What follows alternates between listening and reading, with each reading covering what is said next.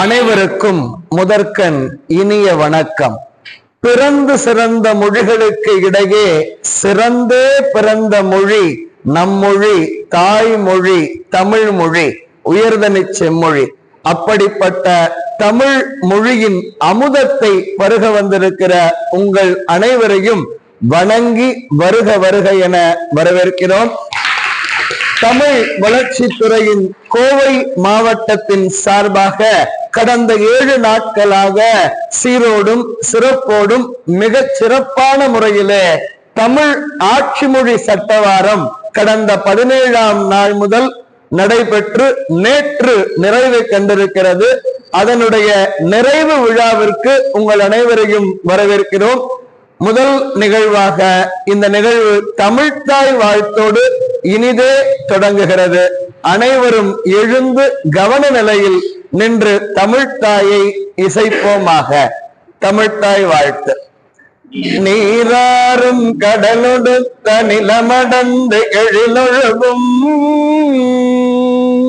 சீராறும் மதனமென திகழ்பரத கண்டமெதில் தெக்கணமும் மது திறந்த திராவிடனோ திருநாடும்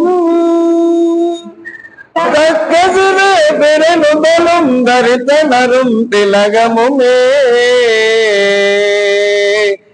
அத்திலக வாசனை போல அனைத்துலகும் இன்பமுற எத்திசையும் புகழ் வணக்க இருந்த பெரும் தமிழனங்கே தமிழனங்கே உன் சீரிழமை திறமியந்து செயல் மறந்து வாழ்த்துதுமே வாழ்த்துதுமே வாழ்த்துதுமே. தமிழ்த்தாயின் வாழ்த்தோடு இவ்விழா இனிதே தொடங்குகிறது. இவ்விழாவிற்கு தலைமையேற்று சிறப்பித்து தர வேண்டி மரியாதைக்கும் பெருமைக்கும் உரிய கோவை மாவட்டத்தின் தமிழ் வளர்ச்சித்துறையினுடைய துணை இயக்குனர் தமிழ் திரு அன்பரசி அம்மா அவர்களை அன்போடு பணிந்து வேண்டுகிறோம். அதை நான் தலைமையேற்று சிறப்பித்து தர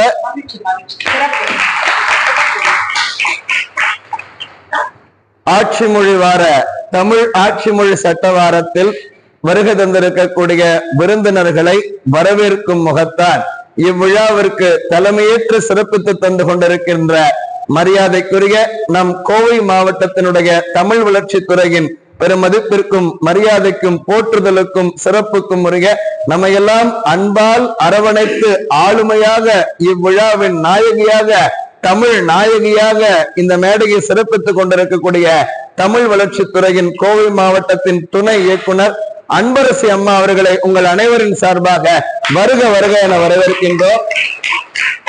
மற்றும் தமிழ் ஆட்சி மொழி சட்ட வாரத்தினுடைய நிறைவு விழாவிற்கு விருந்தினர்களாக இந்த மேடையை சிறப்பித்து தந்து கொண்டிருக்கின்றவர் 4 மறை என்று நம்முடைய தமிழிலே ஒரு சொற்றொடர் இருக்கும்.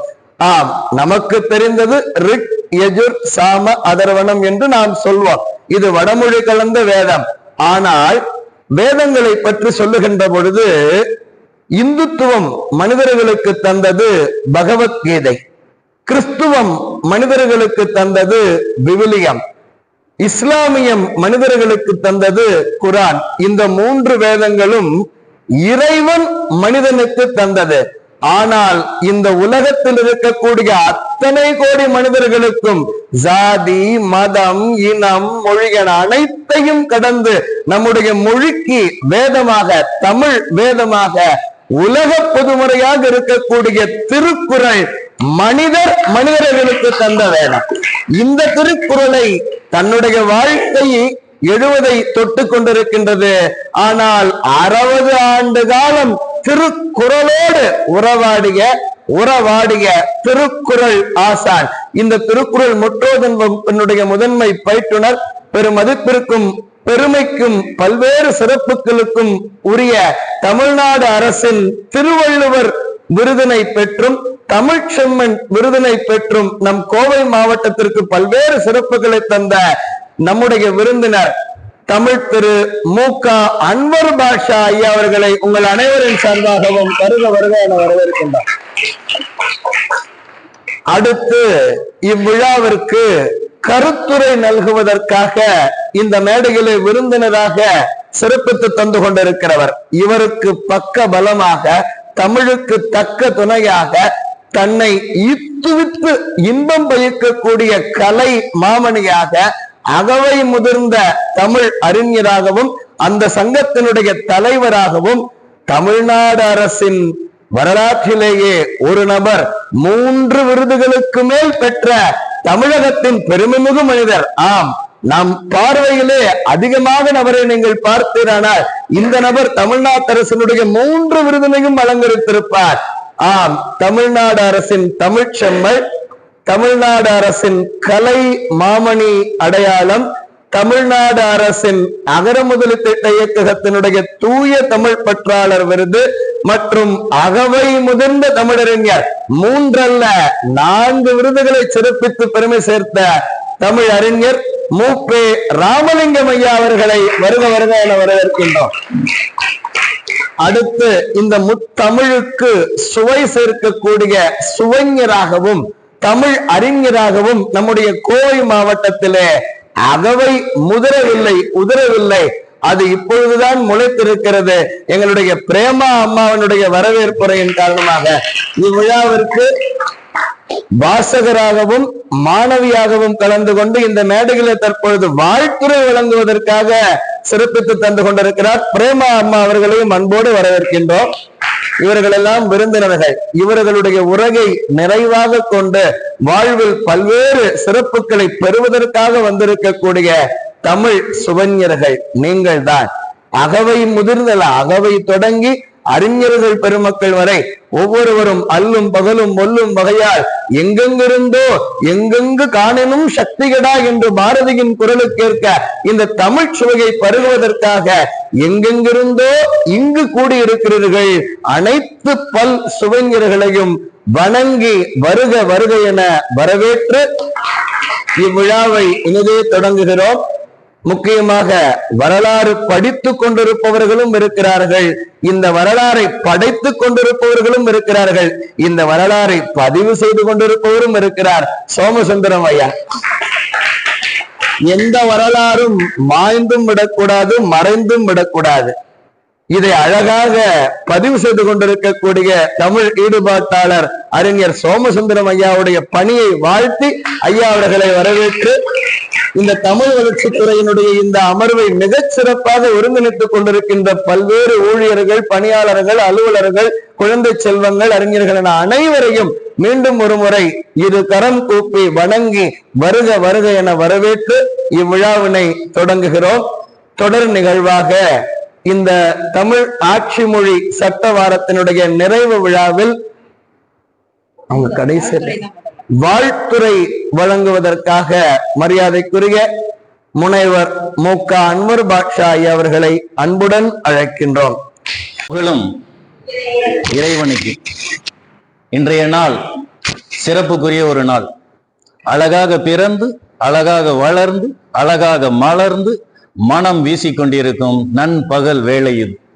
இந்த இனிய வேளையிலே தமிழகமெல்லாம் குரல் ஒலி கேட்டும், குரல் முழங்கட்டும், குரல் கருத்துக்கள், குரலின் தேன் பாயட்டும் என்று உலகளாவிய அளவில் இனம் கடந்து, மொழி கடந்து, மதம் கடந்து, ஜாதி கடந்து மக்களை மக்களாக உருவாக்குவதற்கு நல்லதோர் சிந்தனைகளை விதைத்து வாழ்வியல் தத்துவங்களை படம் பிடித்து காட்டிய அந்த வள்ளுவ பேராசானின் திருக்குறள் நூலினை, அந்த நூலின் கருத்துக்களை தமிழகத்தில் உள்ள தமிழர்கள் எல்லோரும் உணர்ந்து கொள்ள வேண்டும், அறிந்து கொள்ள வேண்டும்.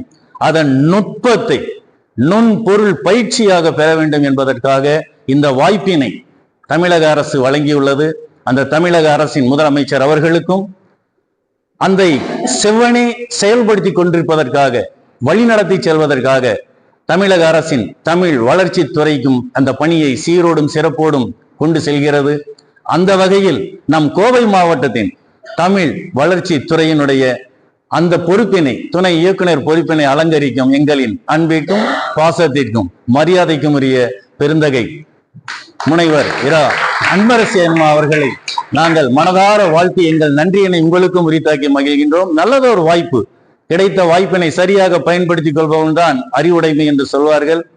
அந்த வகையில் நமக்கு இந்த இடத்தில் பயிற்சி அரங்கத்தை நமக்கு வழங்கி இருக்கின்ற அரசு கலைக்கல்லூரிக்கும் அதனை விட முத்தாய்ப்பாக அன்பு உறவுகள், மாணவ உறவுகளாக ஆளுமை மிக்க ஒவ்வொருவரும் நுண்பயிற்சி வகுப்புக்கு வருகை தந்திருக்கின்ற அத்துணை உறவுகளுக்கும் என் மனமார்ந்த வாழ்த்துக்களை முதலில் உரித்தாக்கி மகிழ்கின்றேன்.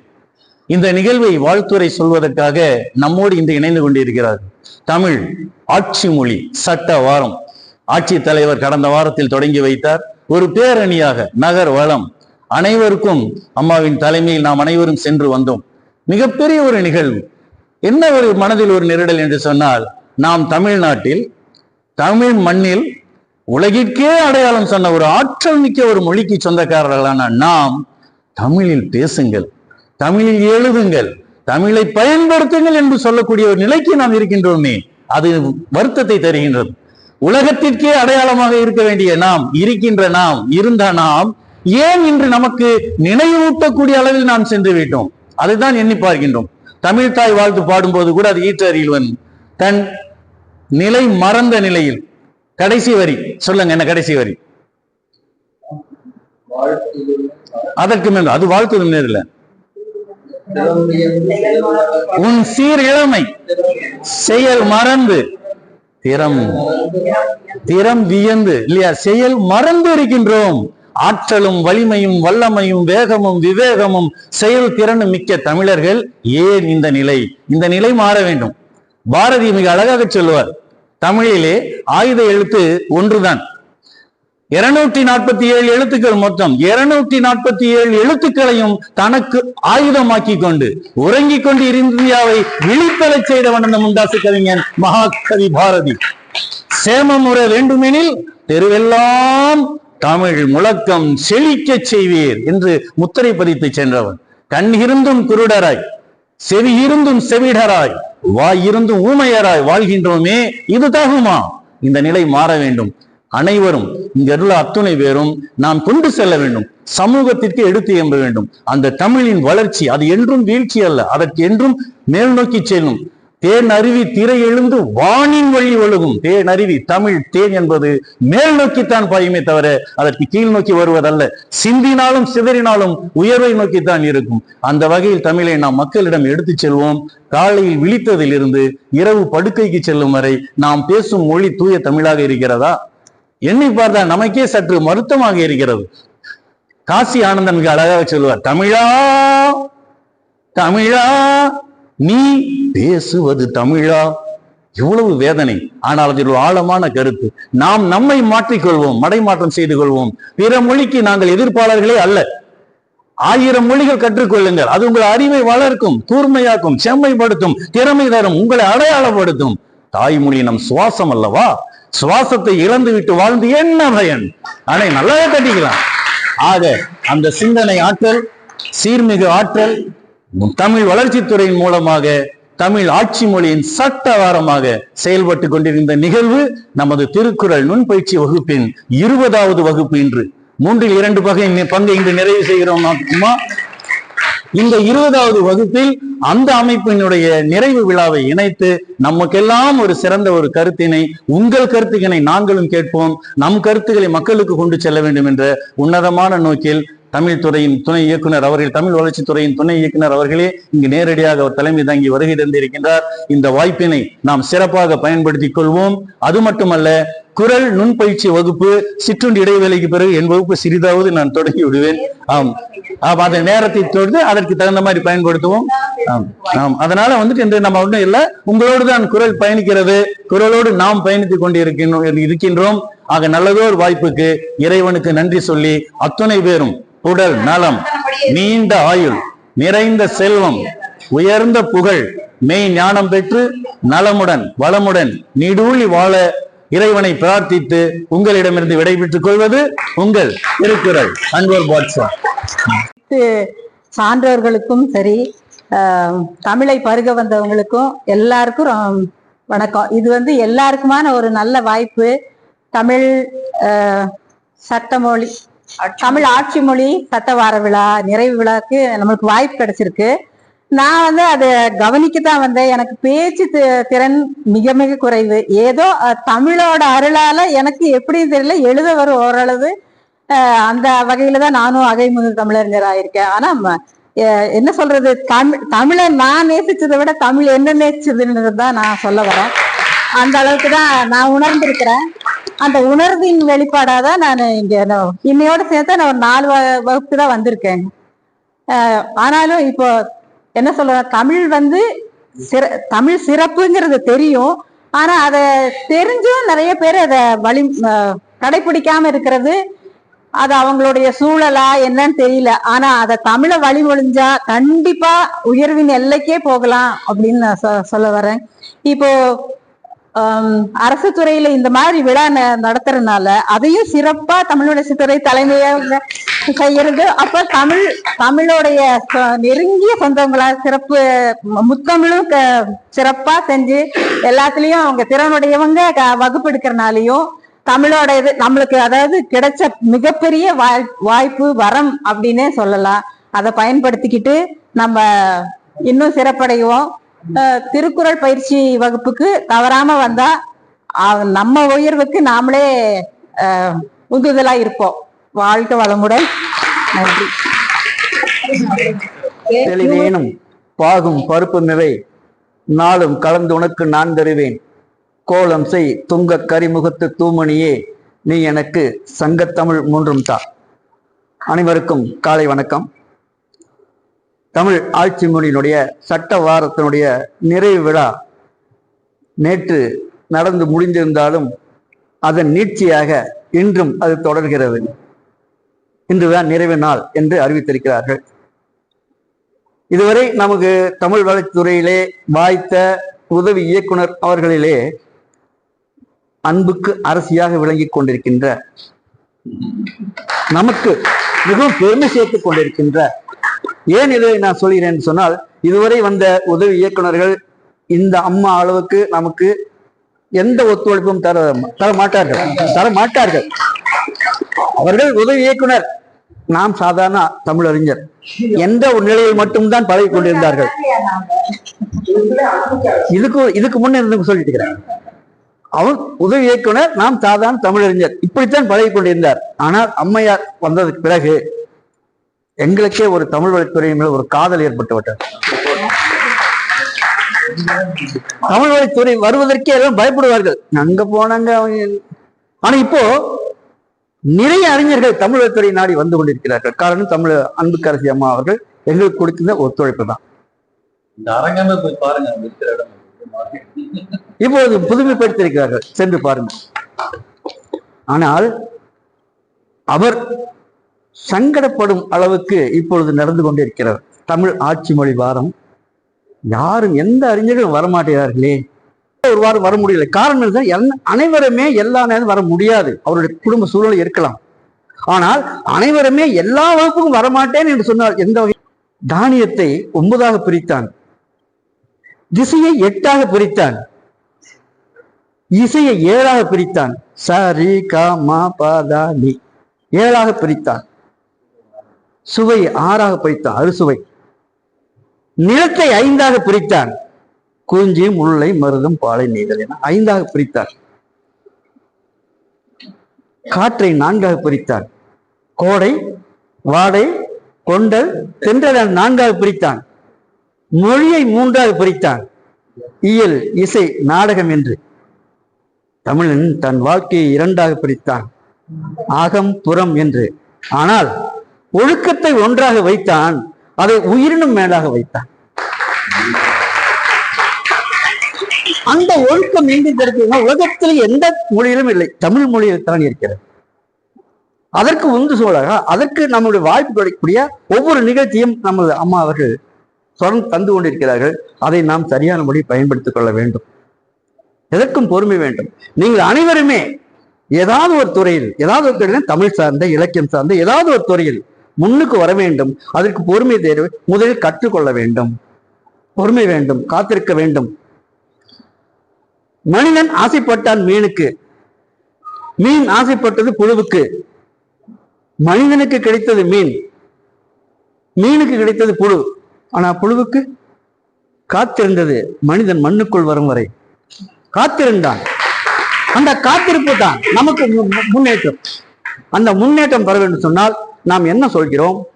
ஒவ்வொரு வாரம் 20 வாரம் என்பது சர்வசாதாரணம் அல்ல. இன்னும் 10 வாரம் இருக்கிறது. தமிழக அரசு 30 வாரம் இந்த திருக்குறள் நுண்பயிற்சி வகுப்பு நடத்த வேண்டும் என்று சொல்லியிருக்கிறது.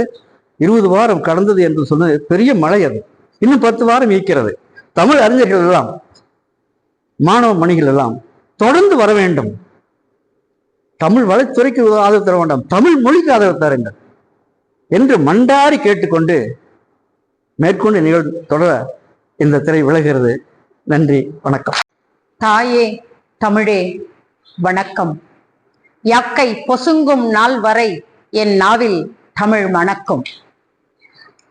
பேரன்புக்குரிய தமிழறிஞர் பெருமக்கள், மாணவ செல்வங்கள், அறிஞர்கள் உள்ளிட்ட அவையோர் அனைவருக்கும் பணிவான வணக்கம். ஆட்சிமொழி சட்ட வாரம். இன்றைய நிகழ்வு ஆட்சிமொழி சட்ட வாரத்திற்கான நிறைவு விழா. 27/12/1956 அன்று ஆட்சிமொழி சட்டம் நிறைவேற்றப்பட்டது. ஆட்சிமொழி சட்டம் வரலாறு அதுக்குள்ளெல்லாம் போனோம்னா ரொம்ப கால அவகாசமாகும். நம்ம அறிஞர்களை எல்லாம் நான் பேச வைத்து கேட்டு இன்புற வேண்டும் என்ற நோக்கில் இன்று வந்திருக்கிறேன். ஆகவே ஆட்சிமொழி தமிழை ஆட்சிமொழியாக்குவதற்கு பல்வேறு போராட்டங்கள், அதெல்லாம் நீங்க வரலாறு படித்தவர்கள் எல்லாருமே அறிஞர்கள் ஓரளவு அறிந்திருப்பீர்கள். தொல்காப்பியர் காலம் தொட்டு சங்க காலங்களிலிருந்து, சங்க இலக்கிய காலங்களிலிருந்து, அதன் பின்பு வந்த சேர சோழ பாண்டியர் காலம் வரை தமிழே ஆட்சி மொழியாக இருந்தது. தமிழ் மன்னர்களே ஆட்சியாளர்களாக இருந்தார்கள். அந்த நிலையில் பார்த்தீங்கன்னா கூட நிறைய பாடல்கள்ல, தொகுப்புகள்ல எல்லாத்துலயுமே வடமொழி கலப்பு இருக்கும். அதைதான் ஒரு முத்து ஒரு பவழம், ஒரு முத்து ஒரு பவழம் கோர்த்தார் போன்ற நடையில் எழுதினார்கள் என்று மணிப்பிரவாள நடை என்று ஒரு நடையை குறிப்பிட்டு அந்த நடையில் இருந்தது அப்படிலாம் பார்த்தோம். இது மொழியின் கொஞ்சம் ஆங்காங்கே கலப்பு ஏற்பட்டது அந்த நிலை. அதற்கு பிறகு ஆங்கிலேய படையெடுப்பிற்கு பின்னர் பல்வேறு பிரிட்டிஷ், பிரெஞ்சு, ஆங்கிலேயர்கள்னு எல்லாம் இவங்கெல்லாம் வந்த பிறகு முழுமையாக ஆங்கிலம் கோலோச்சியது. ஆங்கிலம் முழுக்கவே நம்ம நாட்டுக்கு புதுசா ஒன்ன பார்த்தா தம்பி பேச்சிலேயே சொன்னாரு, ஈர்ப்பு ஏற்படும்னு.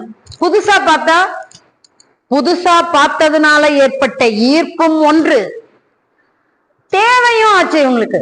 வேற வழி இல்லை, அங்க வேலை செய்யணும், பொருளீட்டணும், இல்ல அல்லது சில நேரங்களில் கட்டாயமாக்கப்பட்டது. அந்த நிலையில ஆங்கிலம் பெருமளவு கலந்தது. இப்படி ஆங்கிலம் கலந்து ஆங்கிலேயர் ஆட்சி போயிட்டு அப்புறம் அது ஒரு நிலையில முடிவுக்கு வந்த. ஆனா 1935லயே தமிழ் ஆட்சி மொழியாகணுங்கிற வேண்டுகோள்கள் இப்ப நம்ம சொல்றோமே, இந்த அமைப்பு, அந்த சங்கம், இந்த சங்கம், அப்பவே சங்கங்கள் இதெல்லாம் தோற்றுவிச்சு, அதாவது முதல் சங்கம், இடைச்சங்கம், கடைச்சங்கம் இல்ல, மக்களே விழிப்புணர்வோட அவங்கவுங்க ஒரு சங்கம்லாம் தோற்றுவிச்சாங்க. அப்படியெல்லாம் போராட்டங்கள்லாம் வந்த பொழுதும் விடுதலை போராட்டத்திற்கு பின்பு, நாம் விடுதலை பெற்ற பின்னர் இதற்கான பெரிய விழிப்புணர்வு வந்தது. அப்பதான் இது மதராஸ் மாகாணம் இருந்தது, மகுதிகளாக பிரிக்க தொடங்கினாங்க இல்லையா, மொழிவாரி மாநிலங்கள். அந்த முதல் மொழிவாரி மாநிலங்கள் பிரிப்புக்கு பாத்தீங்கன்னா பொட்டி ஸ்ரீராமுலுன்னு ஆந்திரால இருந்தாரு அந்த ஐயா. உங்களுக்கு தெரிஞ்ச செய்தி தான், ரொம்ப சுருக்கமா போறேன், கொஞ்சம் ஒரு நினைவூட்டலா இருக்கட்டுமே. எதற்காக இந்த விழா அது தெரியணும்ல, அதுக்காக அவர் தான் போராடி தெலுங்கு பேசும் மக்களுக்குத்தான் எங்களுடைய தேசம், எங்க மாநிலம் தனியா இருக்கணும், அதனால ஆந்திர மக்களுக்கு, தெலுங்கு பேசுபவர்களுக்கு ஆந்திரா என்று தனி மாநிலம் வேணும்னு போராடி தனி மாநிலம் பெறுகிறார். முதல் உருவான மாநிலம் ஆந்திரம் தான், மொழிவாரி மாநிலம். அங்க அப்படி வந்துட்ட உடனே நம்ம மக்களுக்கும் ஒரு விழிப்புணர்வு வந்துரும்ல, எங்களுக்கும் தமிழ்நாடு தனியா பிரிச்சு கொடுங்க, தமிழ்நாடுன்னு கொடுங்கன்னு. நீங்க எல்லாருக்கும் தெரிஞ்சதுதான், இங்க நமக்கு மேற்கெல்லையில இருக்கக்கூடிய மாவட்டமான விருதுநகர்ல இருந்தவர் தான் சங்கரலிங்கனார். அவர் ஒரு போராட்டத்தை தொடங்குறார். எங்க போய் அதுக்காக படை திரட்டல, ஆளை கூப்பிடல, அதுக்காக ஆயுதங்களை பயன்படுத்தல, எதுவுமே செய்யல. அவர் வீட்டு திண்ணையிலேயே தன்னோட வீட்டு திண்ணையிலேயே 72 நாள் உண்ணாவிரதம் இருக்காரு. தனியா கொடுங்க அப்படின்னு. சரியா? அப்படியெல்லாம் நம்ம அதெல்லாம் மறந்துடுறோம். நம்ம எப்பவுமே நமக்கு இப்ப நம்மளையே கேட்டா எத்தனை பேருக்கு நம்ம தாத்தா, அதுக்கு முன்னாடி பாட்டன், அதுக்கு முன்னாடி தாத்தா, இப்படி வணக்கம் வாங்க, தாத்தாவோட பேரெல்லாம் தெரியும்னு கேட்டா தெரியாது. ஒரு திரைப்படம் கூட அதை எடுத்து வலியுறுத்துச்சு. உங்க வரலாறு முதல் தெரிஞ்சுக்கோங்க, உங்க குடும்ப வரலாற தெரிஞ்சுக்கோங்க, உங்க தாத்தா பாட்டி யாருன்னு தெரிஞ்சுக்கோங்க, அவங்க யாரு, அவங்க எங்க இருக்கிறாங்க, உங்களுடைய வாழ்க்கை முறை என்ன, உங்க பாரம்பரியம் என்ன. நாம பெருசா எங்க பரம்பரையில, எங்க பழக்கத்துல, எங்க குடும்பத்துல, எங்க ஜாதியில எதையோ ஒண்ணு சொல்லிட்டு இருப்போமே தவிர நம்ம இனத்துக்கான அடையாளமாக இருந்த மொழி, ஐயா வருத்தப்பட்ட மாதிரி கொஞ்சம் கொஞ்சமா நழுவ விட்டுக்கிட்டு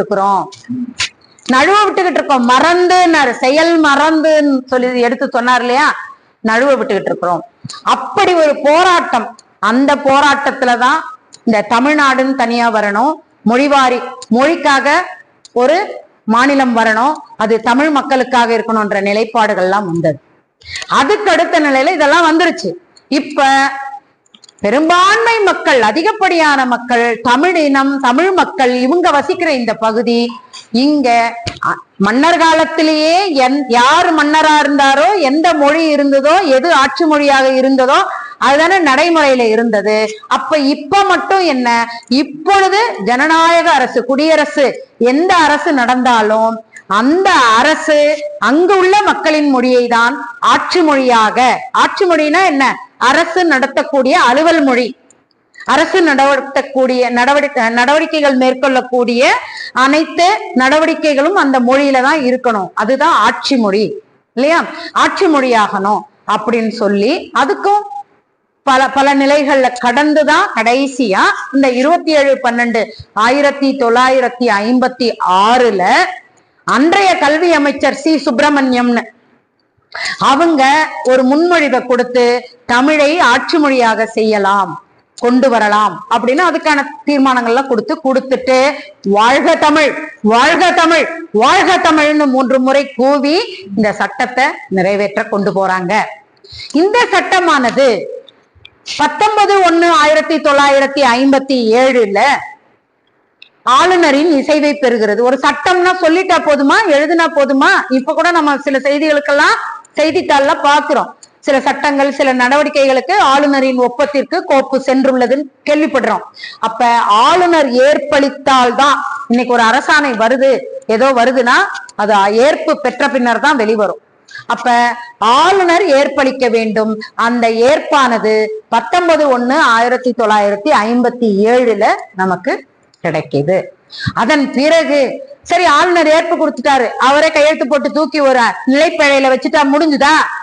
இல்ல, அது வெளியே வரணும், பொதுமக்களுக்கு தெரியணும், பொதுமக்களோட கவனத்துக்கு போகணும், பார்வையாகணும், எல்லாருக்கும் அது குறித்த விழிப்புணர்வு வரணும். இந்த நிலை வரணும்னா என்ன பண்ணணும்?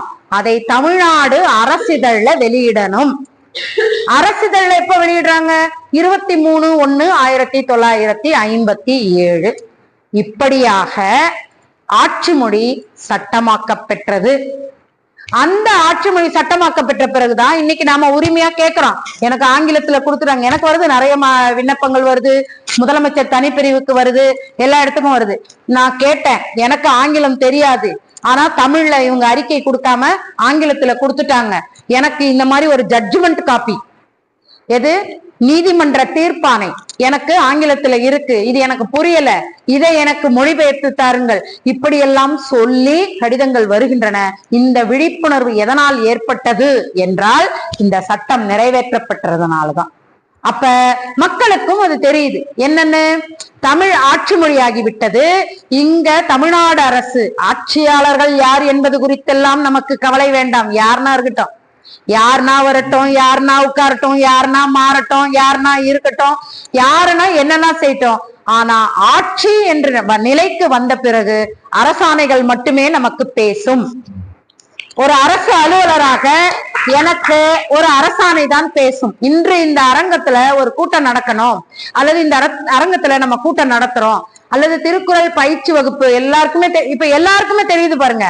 30 நாள் நடக்கணும், 38 மாவட்டத்திலையும் நடக்கணும், இத்தனை பேர் பயனுறணும், இந்த திட்டத்திற்கான செலவிட்டு மதிப்பீடு, இவ்வளவு பேருக்கு சான்றிதழ் கொடுக்கணும், இதற்கு அந்த பயிற்றுதற்கு இவ்வளவு, இதற்கான வழிமுறைகள் இது எல்லாருக்கும் தெரியுது. ஏன்? வெளிப்படைத்தன்மை. இந்த வெளிப்படைத்தன்மை எதனால வந்தது? இதே இப்ப நான் இந்த இடத்துல ஒரு அஸ்ஸாமி மொழியில இந்த அரசாணை இருந்ததுன்னா எல்லாருக்கும் தெரியுமா? ஒரு அஸ்ஸாமி மொழியில, ஏன்னா நான் கொஞ்சம் தள்ளி அப்படி கிழக்கு மாநிலமா போயிருவோமேன்னு அப்படி போயிட்டேன். ஒரு அஸ்ஸாமி மொழியில இந்த அரசாணை இருந்தா தெரியுமா? தெரியாது. ஏன்? இங்குள்ள மக்கள் எந்த மொழியை அதிகம் அவர்கள் பயன்படுத்துகிறார்களோ அந்த மொழியில தான் ஆட்சி நடக்கணும். அதற்காகத்தான் ஆட்சி மொழியாக தமிழ் முதன்மை மொழியாக அறிவிக்கப்பெற்று நடைமுறைப்படுத்த பெற்றும் உள்ளது. 2வது மொழியா எதுக்காகனா, நாம வந்தாரை வாழ வைக்கும் தமிழகம், வந்தாரை வாழ வைப்போம். வட இந்தியா, கிழக்கிந்தியா, மேற்கிந்தியா, இன்னும் இந்திய எல்லைக்குட்பட்ட அத்தனை மாநிலங்கள்ல இருந்தும் யார் வேணா வரலாம் போலாம். அது மட்டுமல்ல, நமக்கான அலுவலக நடவடிக்கைகள், தொடர் நடவடிக்கைகள், இதெல்லாம் வெளிநாடுகள், வெளிநாட்டவர் மற்றும் வெளிநாட்டு தூதரகம், பல்கலைக்கழகம், உயர்நீதிமன்றம், உச்ச நீதிமன்றம் இப்படி பரவலாக்க பெற்றிருக்கிறது. அவர்களுக்கு தமிழ் தெரியாத நேர்வுகளில் அவர்களுக்கு செய்திகளை கடத்துவதற்காக 2ஆம் மொழியாக ஆட்சி மொழி தமிழ் இருக்கிறது, ஆங்கிலம் இருக்கிறது. தமிழ் முதல் மொழி ஆட்சி மொழி, 2வதாக ஆங்கிலம் இருக்கிறது. இன்னும் ஒரு செய்தியும் சொல்வேன். இந்தியாவிலேயே, இந்திய மாநிலங்களிலேயே எந்த மாநிலத்திலும் முதன்மை மொழியாக ஆட்சி மொழியாக ஆங்கிலம் இல்லை, எங்கேயுமே கிடையாது. 28 மாநிலத்திலையும் கிடையாது, ஆட்சி மொழி கிடையாது. ஆனால் இணைப்பு மொழியாக 2வது மொழி, 3வது மொழி. இப்ப பாண்டிச்சேரி பாத்தீங்கன்னா 5 மொழி ஆட்சி மொழி, அங்க ஆங்கிலம் இருக்கு, ஆங்கிலமும் ஒரு இணைப்பு மொழியா இருக்கு. ஆனா தமிழ் தான் முதன்மை மொழி அங்கேயும். அப்ப ஆட்சி மொழியாக தமிழ் இருக்கிறது நம்ம மாநிலத்துக்கு. இப்படி பல்வேறு காலகட்டங்களை எல்லாம் கடந்து ஆட்சி மொழியாக வந்ததன் நோக்கம் மக்களின் பயனே. மக்களுக்கு தெரியணும் என்ன வேலை செய்யறாங்க. அதற்கு அரசு அலுவலகங்கள், நடவடிக்கைகள், கோப்புகள், கையெழுத்து, இது எல்லாமே. ஏன்னா ஒரு அலுவலக நடவடிக்கை, ஒரு செயல்பாடு என்பது ஆவணம், டாக்குமெண்ட் இல்லையா? அடுத்த தலைமுறைக்கு இப்ப 3025ல இங்கிருந்து சில ஆவணங்கள் அழிவுறாமல், சிதைவுறாமல் அல்லது சில கல்வெட்டுகள் கிடைக்கும் பொழுது இங்க தமிழினம் வாழ்ந்திருக்கிறது. இவர்கள் இதெல்லாம் இப்ப நம்ம 20 நாள் வகுப்பு முடிஞ்சது ஒரு கல்வெட்டு வச்சுட்டோம், தமிழ்ல வச்சுட்டோம்னு வச்சுக்கோங்க. அப்ப இந்த இந்த இந்த இடத்துல ஏதோ ஒரு கட்டடம் இருந்திருக்கு, அதுல இவர் பேரு, இவர் நடத்தினாரு, இவர் கலந்துகிட்டாரு, இந்த மாணவி வந்தா, இப்படி பேரெல்லாம் பதிவு பண்ணிட்டோன்னு வைங்க.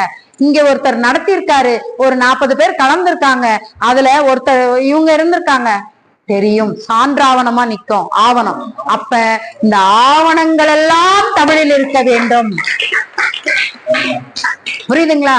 இதையெல்லாம் கருத்தில் கொண்டுதான் ஆட்சி மொழி உருவாக்கப்பெற்றது, ஆட்சி மொழி ஏற்கப்பெற்றது, ஆட்சி மொழி செயலாக்கம் பெற்றது. அந்த செயலாக்கத்தினை நினைவு கூறும் விதமாக ஆண்டுதோறும், இந்த ஆண்டு மட்டும் இல்ல, ஆண்டுதோறும் அந்த 27 தான் அந்த சட்டம் நிறைவேற்றப்பட்ட நாள். நான் முதல் சொல்லும் போதே சொன்னேன்ல, 27/12/1956 இன்றுதான் அது. இந்த பெருமைக்குரிய நாளில் தான் நாம் இந்த அரங்கில் நின்று கூடி கொண்டாடி கொண்டிருக்கிறோம். இன்றுதான் அது. அப்ப இந்த நாளை நினைவு கூறும் விதமாக இந்த கல்லூரி பள்ளி மாணவர்கள்லாம் விடுமுறையாகவும் பண்டிகை கால விடுமுறையாகவும் வார இறுதி போறதுனால முன்கூட்டியே திட்டமிட்டு 17ல இருந்து தொடங்கி ஒரு வார காலத்திற்கு இந்த நிகழ்வு தமிழ்நாட்டில் உள்ள 38 மாவட்டத்திலே நடந்துட்டு இருக்கு. இப்ப 38 மாவட்டத்திலே இந்த கூட்டம் இன்னைக்கு நடந்துகிட்டு இருக்கோம். 38 மாவட்டத்திலையும் சிறப்பாக நடைபெற்று கொண்டிருக்கிறது. அந்த வகையில 7 நாள் 7 நிகழ்வு நம்ம வச்சோம். முதல் நாள் பாத்தீங்கன்னா நம்ம மாவட்ட ஆட்சியரகத்தில இருந்து நம்ம ஐயா மாவட்ட ஆட்சியர் கொடியசைத்து வைக்க கல்லூரி மாணவர்கள் 700 பேர், 730 பேர் வந்திருக்காங்க. எங்களுக்கு வருகை இருக்கு, பெரிய பதிவு. ஏன்னா மாநிலத்திலேயே, தமிழ்நாட்டிலேயே இப்ப இன்னைக்கு நேத்தி ராமநாதபுரம் கூடுதல் ஆயிட்டாங்கன்னு நினைக்கிறேன். நேத்தி ராமநாதபுரம் முடிச்சிருக்காங்க. ஏன்னா அவங்களுக்கு 3 மணி நேரம் போச்சாம் பேரணி, அதனால அவங்க கூடுதல் நினைக்கிறேன். அது எண்ணிக்கை இன்னும் அவங்க கொடுக்கல. நாம தான் முதலிடத்துல இருந்தோம், இவ்வளவு பேரை வச்சு பேரணி பண்ணது. நாம தான் முதல் இடத்துல இருந்தோம். 780 மாணவர்கள் கிட்ட 730 மாணவர்கள் வந்தாங்க. நாம முன்னாடி இருந்தோம். தேநீர் வந்துட்டா சரி. அதனால நடக்கணும். நீங்க யார் கருத்து சொல்றதுனால எல்லாத்தையும் ஏத்துக்கிறேன், பிறகு சொல்லுங்க, நான் பேசி முடிச்சுடுறேன். அந்த பேரணிக்கு கூட ஐயா கூட வருத்த பதிவு போட்டாங்க, அம்மா வருத்தப்பட்டாங்க. நான் வருத்தப்பட்டது உண்மைதான். தமிழறிஞர்கள், தமிழ் ஆர்வலர்கள், மாணவர்கள், பொதுமக்கள் அனைவரும் கலந்து கொள்ளுமாறுன்னு செய்தி வெளியீடு கொடுத்துருக்கு இல்லையா? இன்றும் அதுல மட்டும்தான் பதிவு போட்டோம். நாங்க யாருக்கும் அலைபேசியில சொல்லல, ஒவ்வொருத்தரையா கூப்பிடல, எதுவும் செய்யல. ஏன்னா அதற்காகத்தான் குழு உருவாக்கி இருக்கோம். ஒவ்வொருத்தரையா தொடர்பு கொள்ள முடியாது, இணைப்பு சிக்கல் இருக்கலாம், அல்லது அவர்களுக்கே இல்ல சிக்கல் இருக்கலாம், எது வேணா இருக்கலாம், சூழல் கருதி. அந்த பதிவுல கூட நான் போட்டேன், அகவை மூப்பில் உள்ளவர்கள். ஏன்னா 97 வயது 100 ஐயா கோவி ஐயா எல்லாம் வந்துடுறாரு எப்ப கூப்பிட்டாலும். எனக்கு சங்கடமா இருக்கு, அவர் தடுமாறிட்டு 2 பேர் புடிச்சுக்கிட்டு வரும்போது நம்ம கோவி ஐயா. அப்ப இவங்கெல்லாம் வந்து சிரமப்படுறாங்களேங்கிறதுக்காக அகவை இவர் இந்த சர்ச்சை வந்துட்டு நான் வேறதான் பேச விரும்பினேன். இவர் ஒரு கேள்வி கொடுத்ததுனால அதுக்கு நான் பதில் சொல்லிட்டு போறேன், அப்புறமா நீங்க என்கிட்ட வாதம் வைங்க. கோவி ஐயா இங்க 97 வயசுல ராமநாதபுரத்துல ஒரு ஐயா இருக்காரு, ஒரு பேர் டக்குன்னு ஞாபகம் வரல. அவர் எல்லாம் கோட்டீஸ்வரன் ஐயா. இவங்க எல்லாம் வந்துடுறாங்க. அதுக்காக அவங்க எல்லாம் கஷ்டப்பட வேணாம். அவர் தனியா பேருந்து பிடிச்சு அவரே வராரு. எனக்கு சங்கடமா இருந்துச்சு. அதனால நான் சொன்னேன், அந்த பதிவிலேயே கொடுத்திருந்தேன், எங்க கிட்ட எல்லா பதிவும் இருக்கு. வயது மூப்பில் உள்ளவர்கள், உடல்நலம் குன்றியவர்கள், பயணித்து வர இயலாதவர்கள் தவிர்த்து விடலாம். அப்ப கூட வராதீங்கன்னு நான் சொல்லல, வராதன்னு சொல்ற அதிகாரம் எனக்கு இல்ல, தவிர்த்து விடலாம் தான் போட்டிருப்பேன். நல்லா அந்த சில தொடர் எடுத்து இன்னொரு தரம் உள்வாங்கி பாருங்க. நாங்க கவனக்கூர்மையோட தான் இருக்கிறோம். யாரையும் புண்படுத்த கூடாது, எந்த இடத்துலயும் சிக்கலை ஏற்படுத்தக்கூடாது. தகவலை ஒவ்வொருத்தருக்கா சொல்லணும்னா நம்ம இல்ல திருமணத்துக்கு சொல்லணும்னாலே 2 பேரை விட்டுறோம். அவர்களுக்கு விண்ணப்பிக்கலாம். அகவை முதிர்ந்த தமிழறிஞர்களுக்கு நம்ம மாவட்டத்துல போடலன்னா கூட எங்கேயாவது போட்டா கூட தகவல் தெரிஞ்சு என்னை நாடி வந்து கேட்கின்ற தமிழறிஞர்கள் யாரோ அவங்களுக்கு தயவுசெய்து நீங்க தவறா எடுத்துக்காதீங்க, இருக்கிறார்கள். பரிந்துரை வேண்டுபவர்கள் இருக்கிறார்கள். நான் அதை தான் ஐயாட்ட பதிவு பண்ண. ஐயா என்கிட்ட பேசுனாங்க, அவங்க குடும்ப சூழலை சொல்லி எனக்கு வர இயலலம்மா, தவறா எடுத்துக்காதீங்கன்னு எனக்கு சொன்னாங்க. ஐயா நான் வந்து இப்ப கூட யார்கிட்டையும் கோவிச்சுக்கல, கோவிக்கும் அதிகாரம் எனக்கு இல்ல, ஆனா வருத்தப்படுற அதிகாரம் எனக்கு இருக்கு. ஏன்னா நான் உழைக்கிறேன், அதற்காக உணர்வு பூர்வமாக செயல்படுகிறேன். அந்த இடத்துல இவ்வளவு பேர் வந்துட்டாங்க, எனக்கு பிரச்சனையே இல்லை. கலெக்டர் அவ்வளவு மகிழ்ச்சி அடைஞ்சாரு, கொண்டாடினார். மகிழ்ச்சி, ரொம்ப மகிழ்ச்சியா இருந்தது. சிஆர்ஓ கேக்குறாரு, செய்தி மக்கள் தொடர்பு அலுவலர் கேக்குறாரு, என்னன்னு எப்படிமா இவ்வளவு கூட்டத்தை கூட்டிட்டீங்க அப்படின்னு. மாவட்ட ஆட்சியரகம் குலுங்கியது மாணவர் படையால, அவ்வளவு நல்லா நடந்தது. ஆனால் நம் தமிழறிஞர்கள் நாங்கள் எடுக்குது. அந்த விழாவில நம்ம பங்களிப்பு. அதுக்கு முன்ன தமிழொலி நடத்தணும், அதுக்கும் யாரும் வரல. தமிழறிஞர்கள் பெருந்திரளாக கலந்து கொண்டு சிறப்பிக்குமாறு விண்ணப்பம் போட்டோம். பேரூர் கலைக்கல்லூரியில நடந்தது, யாரும் வரல. நான் எடுத்த உடனே கேட்கல, 3வது நிகழ்வு வந்த பிறகுதான் நான் வருத்தத்தை பதிவு செய்தேன். அதுக்கு முன்னாடி தவப்புதல்வன் உங்க கல்லூரி தானமா, அவங்க கல்லூரி மகளிர் கல்லூரி தானே, மகளிர் கல்லூரியில நடத்தணும். அதுக்கும் போட்டேன், ஐயா தெரியும் தானே அது. அப்பொழுதும் ஒரு 2 பேர் 3 பேர் வந்தாங்க, இதுக்கும் ஒரு 2 பேர் 3 பேர் வந்தாங்க, யாரும் வரல. இந்த நிகழ்வுக்கு இது இப்ப இவர் கிளப்புனதுனால இவ்வளவு அதுக்குள்ள போனேன், இல்லைன்னா போயிருக்க மாட்டேன். நான் அது பேசுறதா இல்ல, அதை பேசுவதற்காகவும் நான் வரல. அவர் ஒரு வருத்தத்தை பதிவு பண்ணி வேகமா எழுந்ததுனால அது நான் பேசிக்கொண்டிருக்கிற உரையில அதுக்கு மறுமொழி அளிக்க வேண்டிய கட்டாயத்துக்கு உட்படுறேன், எனக்கு கடமையும் இருக்கு. அதனால நான் சொல்றேன். அப்ப இந்த நிலையில சிறுமுகையில இருந்து இவர் வராரு, நான் இவர் பேரை கூட மறந்துட்டேன், சிறுமுகை ஐயா தான் அவரு. அதான் பதிவுல வச்சிருக்கேன். சிறுமுகை ஐயா வந்துட்டாரு, திருக்குறள் அன்வர் ஐயா வந்துட்டாரு, இவங்க வந்துட்டாங்க. அப்ப இவர் 2 இன்னொரு 5 பேர் வந்திருந்தாங்க, சரியா 5 பேர். மணிகண்டனை கூட காணும். மணிகண்டனை உரிமையாவே கேட்பேன், எப்பா நீலா சின்ன பிள்ளை ஏன்பா வரக்கூடாதுன்னு. என்ன பெரியவர்கள் அவர்கள் நிலைப்பாடு வேற. அப்ப 5 பேர் மட்டும் வந்திருந்தாங்க. அன்னைக்கு எனக்கு உண்மையிலேயே நிகழ்ச்சி தொகுக்க கூட ஆள் இல்லை. ஒரு ஆள் வந்தவங்கள ஒருத்தர் நிறுத்தி நீங்க தொகுத்துருங்க அப்படின்னு பண்ணேன். அப்படி ஆக அதை விட்டுருவோம், நம்ம கடந்து செல்வோம். நீங்க அதன் பிறகு உங்க வாதங்கள் எங்க போடுறோம். அதுக்காக அழைக்கலன்னா உங்களுக்கு தான் வரவேணான்னு சொன்னோம்னு அர்த்தம் இல்லை. தகவல் பரிமாற்றத்தை நாங்க குழுவுல தான் கொடுக்கிறோம். எனக்கு தகவல் தெரியலன்னு சொல்லுவதற்கான, அதை விட இவரை பார்த்த உடனே இன்னொன்னு ஞாபகம், இவர் சும்மா இருக்க மாட்டாரு. இவர் ஒரு தரம் அதை எல்லாருக்கும் சுற்று கணிச்சு எல்லாரும் வந்துருங்க வந்துருங்க வந்துருங்கன்னு இவர் போடுறாரு. நீங்க போடுறீங்க தானே? மூப்பே போடுறாரு. தகவல் முதிர்ந்த தமிழறிஞர் குழுக்கெல்லாம் சுற்று அனுப்புறாரு. அப்ப தகவல் இல்லைன்னு தயவு கூர்ந்து இனிமேல் அந்த பதிவு எனக்கு கொடுக்காதீங்க. யார் மூலமாவது உங்களுக்கு அவங்களேதான் கூப்பிடணும்னு எதிர்பார்த்தால் இடர்பாடு உள்ளது. நீங்க தான் தோல் கொடுக்கணும். ஆளுக்கு ஒரு கரம் கொடுத்தால்தான் இந்த வடத்தை என்னால் சரியாக இழுத்துக்கொண்டு ரதத்தை பயணிக்க வைக்க முடியும். இந்த தமிழ் தேர் பயணிக்கணும்னா அனைவரும் ஒரு கரம் கொடுக்கணும். நாங்க எங்க முயற்சியெல்லாம் எடுக்கிறோம், எல்லாம் செய்யறோம், நீங்களும் கொடுக்கணும். அதனால இப்ப கூட அடுத்த வாரம் எனக்கு ஞாயிற்றுக்கிழமை கூட தேநீர் இடைவேளைக்கு அப்புறம் அது என்னன்னு சொல்றேன். நீங்க எல்லாம் கூட கலந்துக்காங்க. போட்டிகள், பரிசெல்லாம் உண்டு, தொகையெல்லாம் உண்டு. திருக்குறள் சார்ந்ததுதான் எல்லாமே. திருக்குறள் வார விழா அடுத்த வாரம் ஒரு வாரம் முழுக்க. இப்ப ஆட்சிமொழி சட்ட வார விழா கொண்டாடணும் இல்லையா? திருக்குறள் வார விழா. அந்த வார விழால 2 நாள் நிகழ்வு, 2-3 நாளும் நமக்கு கொடுக்குறாங்க, நம்ம மாவட்ட பணிகள். அதை நான் பிறகு படிக்கல, இன்னும் வரும்போது அப்படியே பார்த்தேன், ஐயோ அடுத்தது வந்துருச்சா, பாத்துக்கிட்டே வந்தேன் நானு. அதை இப்ப சொல்றேன். இப்படியாக பேரணி வெகு சிறப்பாக முதல் நாள்ல நடந்து முடிந்தது மாவட்ட ஆட்சியர் தலைமையில. 2வது நாள் பொள்ளாச்சி ஊராட்சி ஒன்றியத்துல வடக்கு தெற்கு ஊராட்சி ஒன்றியங்களை இணைத்து அங்க நம்ம சங்கேத் பல்வந்த் வாகே ஈயாப்பா கூடுதல் ஆட்சியர் ஊரக வளர்ச்சித்துறையில இருக்காங்க, அவங்க தலைமையில அங்க கூட்டம் நடத்தணும். நம்ம ஆட்சிமொழி சட்ட வாரத்தை எப்படி கொண்டாடி இருக்கோம், நீங்க அந்த நிகழ்வுகளை பார்க்க முடியலன்னாலும் அது குறித்த புரிதல் ஏற்படணும்ன்றதுக்காக இங்க சொல்றேன் நான். 2வது நாள் கொண்டாடணும். அதன் பிறகு 3 நாள் அரசு அலுவலர் பணியாளர்களுக்கு மாவட்ட ஆட்சியரக கூட்டரங்கத்திலேயே பயிற்சி வகுப்பு கொடுத்தோம். பயிற்சி வகுப்பு நேற்று காலை ஐயா கூட நேர்ல வந்திருந்தாங்க நிகழ்வுக்கு. நாங்க அது கல்லூரி நிர்வாகத்தின் வேண்டுகோளுக்கு இணங்க தேதி மாற்றம் செய்யப்பட்டு நேற்று வைக்கப்பட்டது. ஆனா இவர் போன வாரமே போய் அந்த அரங்கத்தெல்லாம் தேடிட்டு எனக்கு போன் பண்றாரு, அலைபேசி வழியா அழைத்து, அம்மா என்னம்மா எங்கேயோ பட்டிமன்றம், நீங்க ஒருத்தர கூட காணோம், அரங்கத்துக்கு வந்துட்டேன் அப்படின்னு எனக்கு 11 மணிக்கு. ஐயா உங்களை யாரு இன்னைக்கு போய் சொன்னது, அடுத்த வெள்ளிக்கிழமை தானே சொன்னேன் அப்படின்னு சொல்ல, அப்ப அவரு சொல்றாரு, ஆர்வ மிகுதியில வந்துட்டேம்மா, அழைப்புதல்ல அதானமா இருந்து. இப்படி ஒரு ஆர்வத்தோட இருக்கிறவங்களும் இருக்கிறாங்க, ஈடுபாடு காட்டி இருக்கிறாங்க. அப்ப அவர்களை இப்ப ஒரு சிலர் கருத்து இருக்கலாம், இவருக்கு முதன்மைப்படுத்துறோம் அவரை தானே. யார் இன்னொன்னு வாரத்துக்கு ஒருக்கா நான் என்ன வேலை இருந்தாலும் ஒரு போனை போடுறதோ அல்ல நேர்ல அம்மா ஏதாவது பணி இருக்கிறதா, உங்களுக்கு நான் ஏதாவது உதவ வேண்டுமா, தமிழ்துறைக்கு என் உதவி என்ன தேவை, தேடி கேட்கிறார். அப்ப நான் பயன்படுத்திப்பேனா இல்லையா?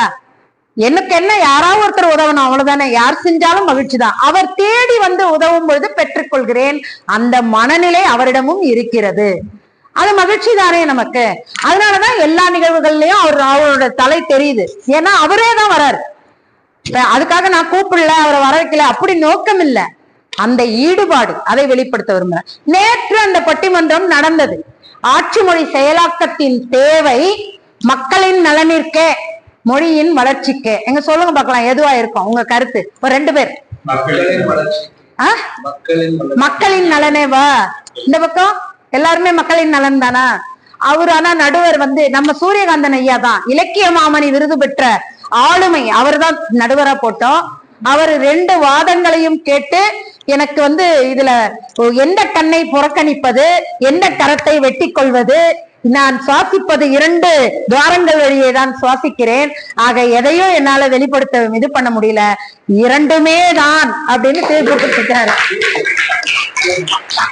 சரிங்களா? அப்படி தீர்ப்பு கொடுத்தாரு, ஏற்றுக்கொண்டது, அவை ஏற்றுக்கொண்டது, அவ்வளவுதான். அதற்கடுத்து மாலை இதுலயும் ஒரு குளறுபடி நடந்ததுங்க.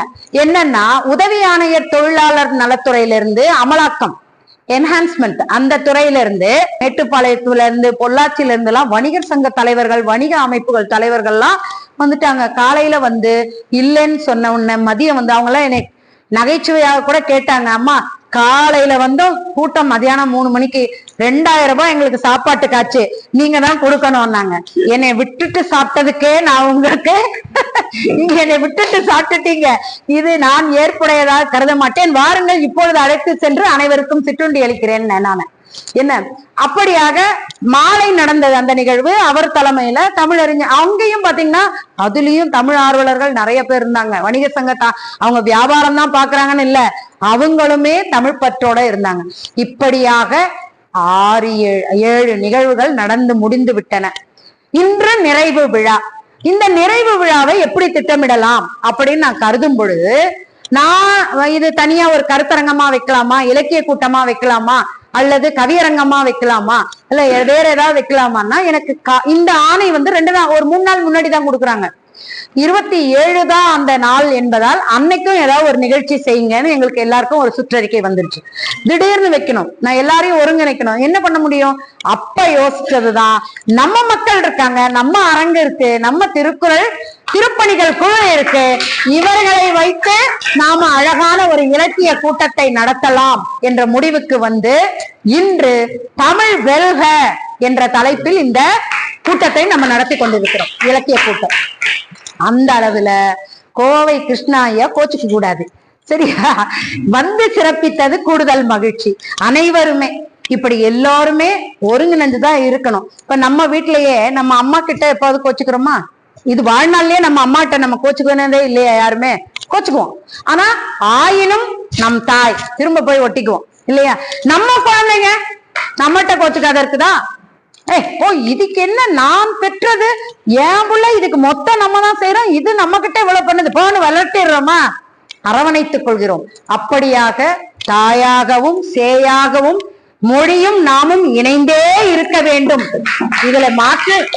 இதுல நம்ம மாறுபடக்கூடாது. இடர்பாடுகளோ ஏற்ற இறக்கங்களோ பிழைகளோ நேர்ந்தால் அப்படியே அவற்றை கழித்து விட்டு கடத்தி விட்டு நாம் மீண்டும் தமிழ் பணியில் இணைய வேண்டும். இந்த விழாவில் கலந்து கொண்டு சிறப்பித்த உங்கள் அனைவருக்கும் எனது நன்றியையும் பாராட்டையும் தெரிவித்துக் கொள்கிறேன். தொடர்ந்து நாம் அனைவரும் தமிழால் ஒருங்கிணைந்து, இங்க பல்வேறு மாவட்டங்களை சார்ந்தவர், மாநிலங்களை சார்ந்தவர்கள், பல்வேறு மொழி பேசுபவர்கள், பல்வேறு தாய்மொழி கொண்டவர்கள் எல்லாம் இருக்கிறார்கள். இருந்தாலும் இங்கேயே தொடர்ந்து வாழ்வதால் அவர்களும் தமிழர்களாகவே வாழ்ந்து கொண்டிருக்கிறார்கள். தமிழ் இப்ப ஐயாவே வந்து தாய்மொழி உருது தானே, நீங்க தமிழா? அது உருது தான். பாத்துக்குங்க, அவரு உருது அதிகமா பேசுறாரோ இல்லையோ, தமிழ் தான் அதிகமா பேசுறாரு. இல்ல, உருதை காட்டிலும் உசுராக தமிழை தான் அவர் மதிக்கிறார். அதனாலதான் 50 ஆண்டு ஒரு இலக்கிய அமைப்பை அவரால் நடத்த முடியும். அதற்கான விழா இப்ப உங்களுக்கு அறிவிப்பு சொன்னார். ஆக இப்படியாக நாம் இணைவரும் மக்களாக மட்டுமின்றி மகவோடு சேயாக, சேயோடு தாயாக ஒருங்கிணைந்து மொழியோடு இணைந்து பயணிக்க வேண்டும் என்ற வேண்டுகோளை விடுத்து, தொடர் தமிழ் பணிகளில் நீங்கள் அனைவரும் ஒத்துழைப்பு நல்க வேண்டும் என்ற வேண்டுகோளையும் விடுத்து இந்த அமர்வினை நிறைவு செய்கிறேன். நன்றி, வணக்கம்.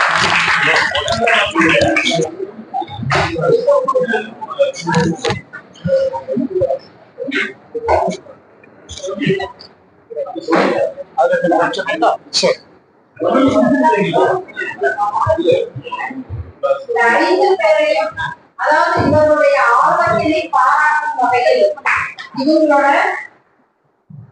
சிறப்புகளை இவங்களை ஊக்குவிக்கும் வண்ணம் நாங்க தமிழ் வளர்ச்சித்துறை சார்பில் சிறப்பிக்கவில்லை. முதலாவதாக முதுபெரும் அறிஞராக தமிழ் பணிக்காக இங்க ஒண்ணு இல்ல, இவர் எல்லா காலத்திலும் பயணித்து இருக்கிறார். எந்த மாவட்டத்தில் ஒரு தமிழ் பணி நடந்தாலும் இவரோட படம் போட்டாங்கன்னா அதை இருப்பாரு. திருப்பி அம்மாக்கிட்ட இருந்து நம்ம இங்கேயும் மேட்டுப்பாளையத்திலிருந்து இத்தனை வாரங்கள் தொடர்ந்து வந்திருக்கிறார் ஐயா அவர்கள். தமிழ் வளர்ச்சித்துறை சார்பி எங்கள் பாராட்டுகள். மகளிர் ஒருத்தர்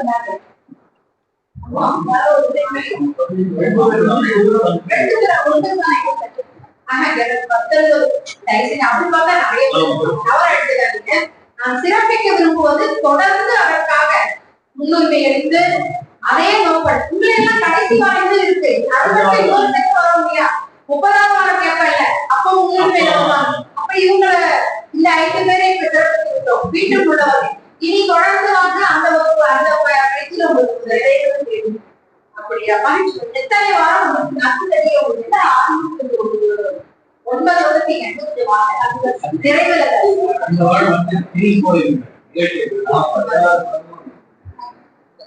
மகிழ்ச்சி பாராட்டுகள்.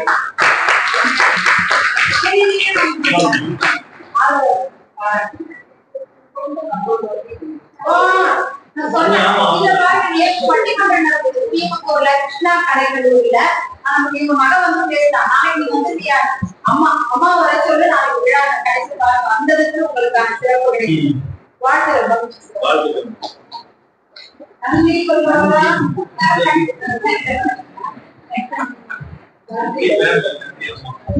ஐயா அவர்கள் இந்த குரல் வகுப்பிற்கு வந்ததற்கு அவர் வெகுளே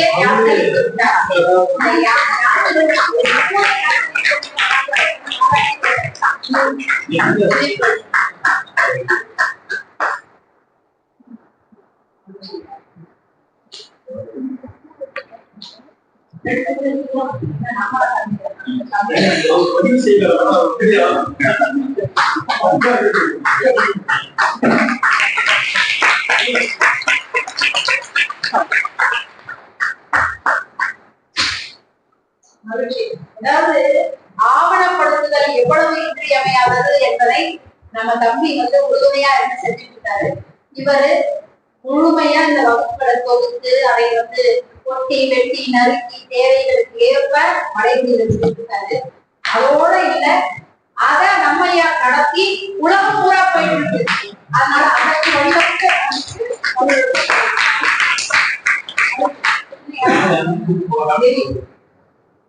நம்பி ஏனி இதற்கு வாழ்த்துகள். எல்லாத்துலயுமே பேரணியும் வந்து கலந்துட்டார். மிகச்சிறப்பு. தம்பிக்கு வாழ்த்து. நம்ம பத்தி நம்ம தம்பி கடைசி ஒரு 5 பேர். தமிழ் வளர்ச்சித்துறை கோயம்புத்தூர் மாவட்டம் தமிழ் ஆட்சி மொழி சட்ட வார விழாவுக்கு வந்திருக்கும் உங்கள் அனைவரையும் வருக என மீண்டும் ஒரு முறை வரவேற்று அனைவரையும் வணங்கி நாங்க போயிட்டு வந்த ஒரு அனுபவ செய்தியை இங்க பகிர்ந்துக்கிறேன். ஏன்னா நம்மளுடைய இந்த நிகழ்வுக்கு தலைமை தாங்கி இருக்கும் திருமதி அன்பரசி அம்மா அவர்கள் ஒரு செய்தியை மிக அழகாக சொன்னார், ஆவணப்படுத்துவது என்று. அந்த ஆவணப்படுத்த நிகழ்வுக்கு நாங்க இந்த திருக்குறள் நுண் பயிற்சி வகுப்பை நடத்தி கொண்டிருக்கும் சிறப்பாக திரு அன்வர் பாஷா ஐயா அவர்கள் எல்லாம் அனைவருமே போயிட்டு வந்து ஒரு அனுபவ நிகழ்வு, அதுவும் ஒரு ஆவணப்படுத்தியதும், அதுவும் நமது அன்றைய முதல்வராக இருந்த திரு கருணாநிதி ஐயா அவர்கள் ஆவணப்படுத்திய ஒரு அரண்மனைக்கு போயிட்டு வந்த நிகழ்வை நான் இங்கு பகிர்ந்து கொள்ள விரும்புகிறேன். அது ஒரு சிறப்பான பதிவு. ஏன்னா இன்னைக்கு ஆவணம் இல்லைன்னு சொன்னா நீங்க யார்கிட்டையும் போய் பேச முடியாது.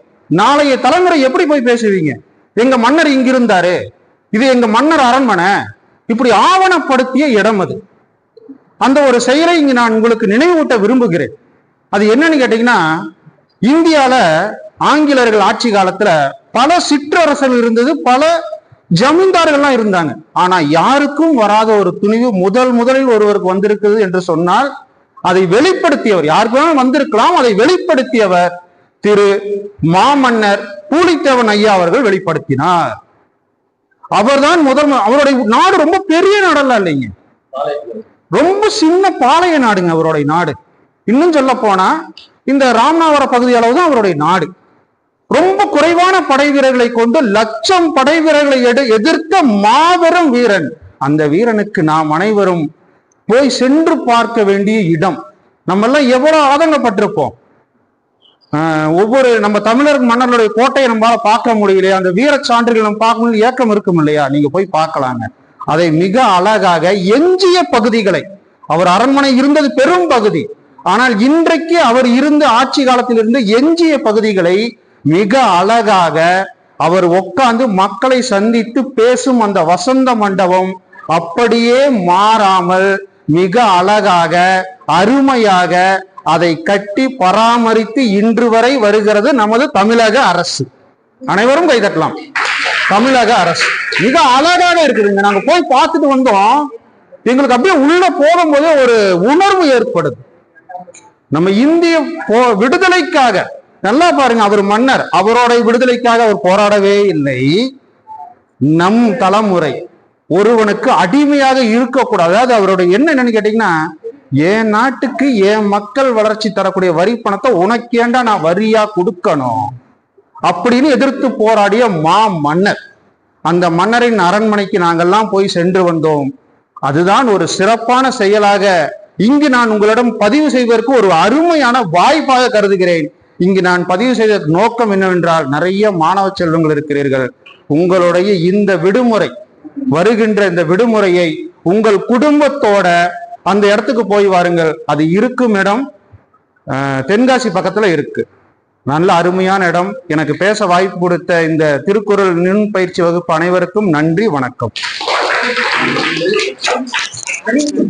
இந்த குறள் தான் என்னுடைய வாழ்க்கையினுடைய முதல் குறள். Let thoughts always be great and grand though they fail there வெர்ச் stand என்று கவியோகி சுத்தானந்த பாரதியார் அதை மொழிபெயர்த்திருப்பார் கவிதை நடையில். வாழ்க்கையிலே ஒரு மனிதன் தொடர்ந்து போராடி கொண்டே இருக்க வேண்டும்.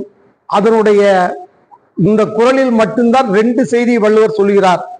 ஒன்று, வெற்றி அடைய வேண்டும் அல்லது தோல்வி வரும். தோல்வி வந்தாலும் கூட அந்த எண்ணத்தை தொடர்ந்து செயல்படுத்தி கொண்டே இருந்தால் நிச்சயம் வெற்றி வந்துவிடும். உள்ளுவதெல்லாம் உயர் உள்ளல், மற்றது தள்ளினும் தள்ளாமை நீர்த்து என்று 596வது குறளிலே சொல்கிறார். அண்மையிலே சொற்கோட்டம் இல்லது செப்பம் ஒருதலையா உட்கோட்டம் இன்மை பெறின் என்கின்ற குறளை சிந்தித்துக் கொண்டிருந்தேன். உள்ளபடியே மனிதனுடைய வாழ்க்கையில் எண்ணங்கள் மனதிலே இருந்து தூய்மையாக வர வேண்டும். அப்படி வந்தால் சொல் வருகிறது. சொல் தூய்மையாக இருந்தால் செயல் நன்றாக இருக்கும். அதனாலே வள்ளுவ பெருந்தகை நமக்கு ஏராளமான செய்திகளை விட்டு சென்றிருக்கிறார். நம்முடைய அன்பர் பாஷா அவர்கள் இந்த திருக்குறள் வகுப்பை மிகவும் அழகாக நடத்தி கொண்டிருக்கிறார்கள். முடிந்தவரை நான் இந்த கூட்டத்திற்கு வந்து கொண்டிருந்தேன். என்னுடைய மகன் பஞ்சாபில் இருப்பதால் அங்கு சென்ற சமயத்தில் மட்டும்தான் இருந்து பரிசுகளை பெற்றிருக்கலாம். ஆனால் விஷுவலி சேலஞ்சு பெர்சன்ஸ் என்கின்ற அடிப்படையில் நானே எழுதி தயார் செய்து மிக மிக மிக பெருமையாக கருதுகிறேன். மிக மிக மிக மிக மிக உயர்வாக கருதுகிறேன். ஒரு விருதுக்கு இணையாக கருதுகிறேன். ரொம்ப நன்றிமா. அதுவும் 3 மதத்துக்காரர்களிடத்திலும் நான் அணிந்துரை வாங்கி இருக்கிறேன். கிறிஸ்துவ, முஸ்லீம், இந்து ஆகிய 3 மதத்துக்காரர்களையும் தேடி பிடித்து, அதற்கு ஒரு காரணம், திருவாசகத்திற்கு உருகார், ஒரு வாசகத்திற்கு முருகாதார் என்றுதானே நாம் படித்திருக்கிறோம். அப்படி என்றால் இந்த 3 மதத்திலும் இருக்கின்றவர்கள் இதில் ஏதாவது ஒருவர் லைத்திருப்பார்கள் அல்லவா என்று தேடிக்கொண்டே இருந்தேன். நம்முடைய இலக்கிய பேரவை நூல்காஞ்சி சோமு அவர்கள் அன்பர் பாஷாவை அறிமுகம் செய்து கொடுத்தார். அவரும் என்னை பார்க்காமலே எழுதி கொடுத்தார். அதுதான் இதில் இருக்கின்ற, அதுவரை என்னை அவர் பார்த்ததில்லை, நானும் அவரை பார்த்ததில்லை. இங்கு வந்துதான் திருக்குறள் வகுப்பிலை சந்தித்தேன். 2வது, கோவை வானொலி நிலையத்திலே இருக்கின்றவர்களிடத்திலே எனக்கு அதிலே தொடர்புண்டு. போன தை மாதத்திலே 1 மணி நேர திருக்குறள் அந்த நிகழ்ச்சியை நான் தான் செய்தேன். அதனாலே அவரிடத்திலே சொன்னேன், எனக்கு ஒரு கிறிஸ்துவர் ஒருவர் வேண்டும், இப்படி இந்த புத்தகத்திற்கு அணிந்துரை என்று கேட்டேன். அவர்கள்தான் அருள் சேலி என்கின்ற நிர்மலா கல்லூரியினுடைய முன்னாள் தலைவரை அறிமுகப்படுத்தி கொடுத்தார்கள். அதற்கு அடுத்தது நம்முடைய பேரூர் ஆதீனத்திலே நம்முடைய சோமு அவர்களும் நானும் சென்று அந்த மடத்து தலைவரும் திருநாவுக்கரசர் என்று சொல்லக்கூடிய இப்பொழுது பிரின்சிபாலாக இருக்கிறார்கள் 3 மதத்துக்காரத்திலும் அணிந்துரை வாங்கி மிக அழகாக சிறப்பாக வெளியிட்டேன். இந்த நூலை படித்து பார்த்தால் இதற்குள்ளே வெளியிலே திருவாசகத்தையும் திருக்குறளையும் இணைத்தது போல உங்களுக்கு தெரியும். ஆனால் உள்ளே வந்து சிந்தனை, அறிவு, அதற்கடுத்தது நம்முடைய வாழ்க்கையிலே கல்வி, இந்த 3ஐத்தான் வாசித்தலை சுவாசித்தல் என்று சொல்வார்கள் அல்லவா. நீங்கள் எத்தனையோ போராட்டங்களை பார்த்திருப்பீர்கள். தண்ணீர் குடிக்காமல் இருக்கிறேன், உணவு அருந்தாமல் இருக்கிறேன், எப்படி பல போராட்டங்களை பார்த்திருப்பீர்கள். என்றாவது யாராவது ஒரு நாள் நான் சுவாசம் இல்லாமல் இருக்கிறேன் என்று எந்த போராட்டமும் நடந்ததில்லை. அதுபோல புத்தகம் என்பது படித்து கொண்டே இருக்க வேண்டும். அப்படி படித்து கொண்டிருந்ததால் இந்த 69வது வயதிலே இப்படிப்பட்ட ஒரு, தமிழ்நாட்டில் இதுவரை இப்படி ஒரு நூலை யாரும் தொகுத்து எழுதியிருப்பார் என்று நான் நினைக்கவில்லை. அப்படிப்பட்ட ஒரு 2 முக்கியமான நூலையும் 45 ஆண்டுகளாக திருக்குறளை படித்துக் கொண்டே இருக்கிறேன். சரி, என்னை போன்றவர்கள் திருக்குறளுக்கு ஏதாவது ஒன்று செய்ய வேண்டும் என்று நினைத்துக் கொண்டே இருந்தேன். அந்த அடிப்படையில் தான் திருவாசகத்தோடு திருக்குறளை ஒப்பிட்டு எழுதியிருக்கிறேன். நீங்கள் அனைவரும் இதனை வாங்கி படித்து ஆதரிக்குமாறு அன்புடன் வேண்டி இந்த வாய்ப்பு கொடுத்த உங்கள் அனைவருக்கும் நன்றி கூறி விடைபெறுகிறேன். நன்றி, வணக்கம். அனைவருக்கும் வணக்கம். மாணவ மாணவிகளுக்கு அனைவருக்கும், வந்திருக்கும் தாய்மார்களுக்கும் பெரியவர்களுக்கும் வணக்கம். தமிழ் ஆட்சி மொழி சட்டவாரம் யாரும் கட்டாயமா கலந்துக்கணும்னு பிடிவாருன்னு போடாத வாரம் இது. அதுதான் உண்மை. அதனாலதான் இப்படி வந்திருக்கீங்க. நான் ஏன் வந்திருக்கேன்னா, ஐயா ராமசாமி ஐயாவை பத்தி சொன்னாரு. அம்மா, எங்களுடைய கோவை முத்தமிழ் அரங்கம் 25 ஆண்டுகளாக நடக்கிறது. 25 ஆண்டுகளாகவும் நாங்கள் தொடங்கும் போது திருக்குறளை சொல்லித்தான் 25 ஆண்டு காலமும் தொடங்குகின்றோம். இந்த வாரம் 1208வது வாரம் நாளைக்கு நாங்கள் நடத்த போறேன். எங்களுடைய தலைவர் ஐயா அவர்களுக்கு உடல் நலம் சரியில்லை என்று அன்வர் பாட்ஸ் அவர்களுக்கும் சொல்லிவிடுங்கள் என்று ஐயா சொன்னதுனாலதான் நானும் வந்தேன். பிரார்த்தனை பண்ண சொன்னார். அவர் நன்றாக இருக்கின்றார், உடல் தேறி வருகின்றார். விரைவிலே முத்தமிழ் அரங்கத்திலே அவர் கலந்து கொள்ளுவார் என்ற ஒரு செய்தியும் நான் உங்களுக்கு சொல்ல வேண்டும். அதற்காகத்தான் வந்தேன். எங்களுடைய தமிழ் வார வாரம் நிகழ்ச்சி பந்தய சாலையில் நடந்து கொண்டிருக்கிறது. அந்த தகவலை சொன்னேன். மற்றபடி நான் இங்க திருக்குறள் வகுப்புக்கு வரும்பொழுது திருக்குறளை மேற்காட்டி பல கருத்துக்களை பகவத்கீதையிலே சொல்லுவார், குரானிலே சொல்லுவார், விவிலியத்திலே சொல்லுவார். அதே போல தமிழிலே வருகின்ற ஒவ்வொரு வார்த்தைகளுக்கும் இசை என்றால் புகழ் என்று மாணவர்களை ஒவ்வொரு புதிய வார்த்தை கிடைத்திருக்கிறது, குறித்துக் கொள்ளுங்கள் என்று சொல்லுவார். இப்படியெல்லாம் சொல்லும் அன்வர் பாட்சா ஐயாவைத்தான் நான் கம்மன் கழகத்திலே கூப்பிடும் போது சொன்னேன், எங்களுடைய கதாநாயகனை மேடைக்கு அனுக்கிறேன் என்று நான் சொன்னேன். இதனால்தான், ஏன்னா ஆமா ஆமா அது இந்த அளவுக்கு வழிமொழிவதற்காக என் நண்பர் சோமசுந்தரம், நான் இந்த சோமசுந்தரம் வேறு நான் வேறு என்று நான் நினைப்பதே இல்லை. அதனாலதான் தகராறு. அப்படி கம்மன் கலைக்கூடத்திலே நான் அழைத்ததற்கு காரணம் அதுதான். ஏனென்றால் அத்தனை மாணவர்களுக்கு மிகவும் எளிய முறையிலே பல மேற்கோள்களை காட்டி சொல்லக்கூடிய ஒரு தமிழ் ஆசிரியர் நமக்கு கிடைத்திருக்கின்றார். இந்த திருக்குறளை இவ்வளவு எளிமையாக சொல்வதற்கு ஐயா அவருக்கு மீண்டும் ஒரு முறை நன்றி கூறி விடைபெறுகிறேன்.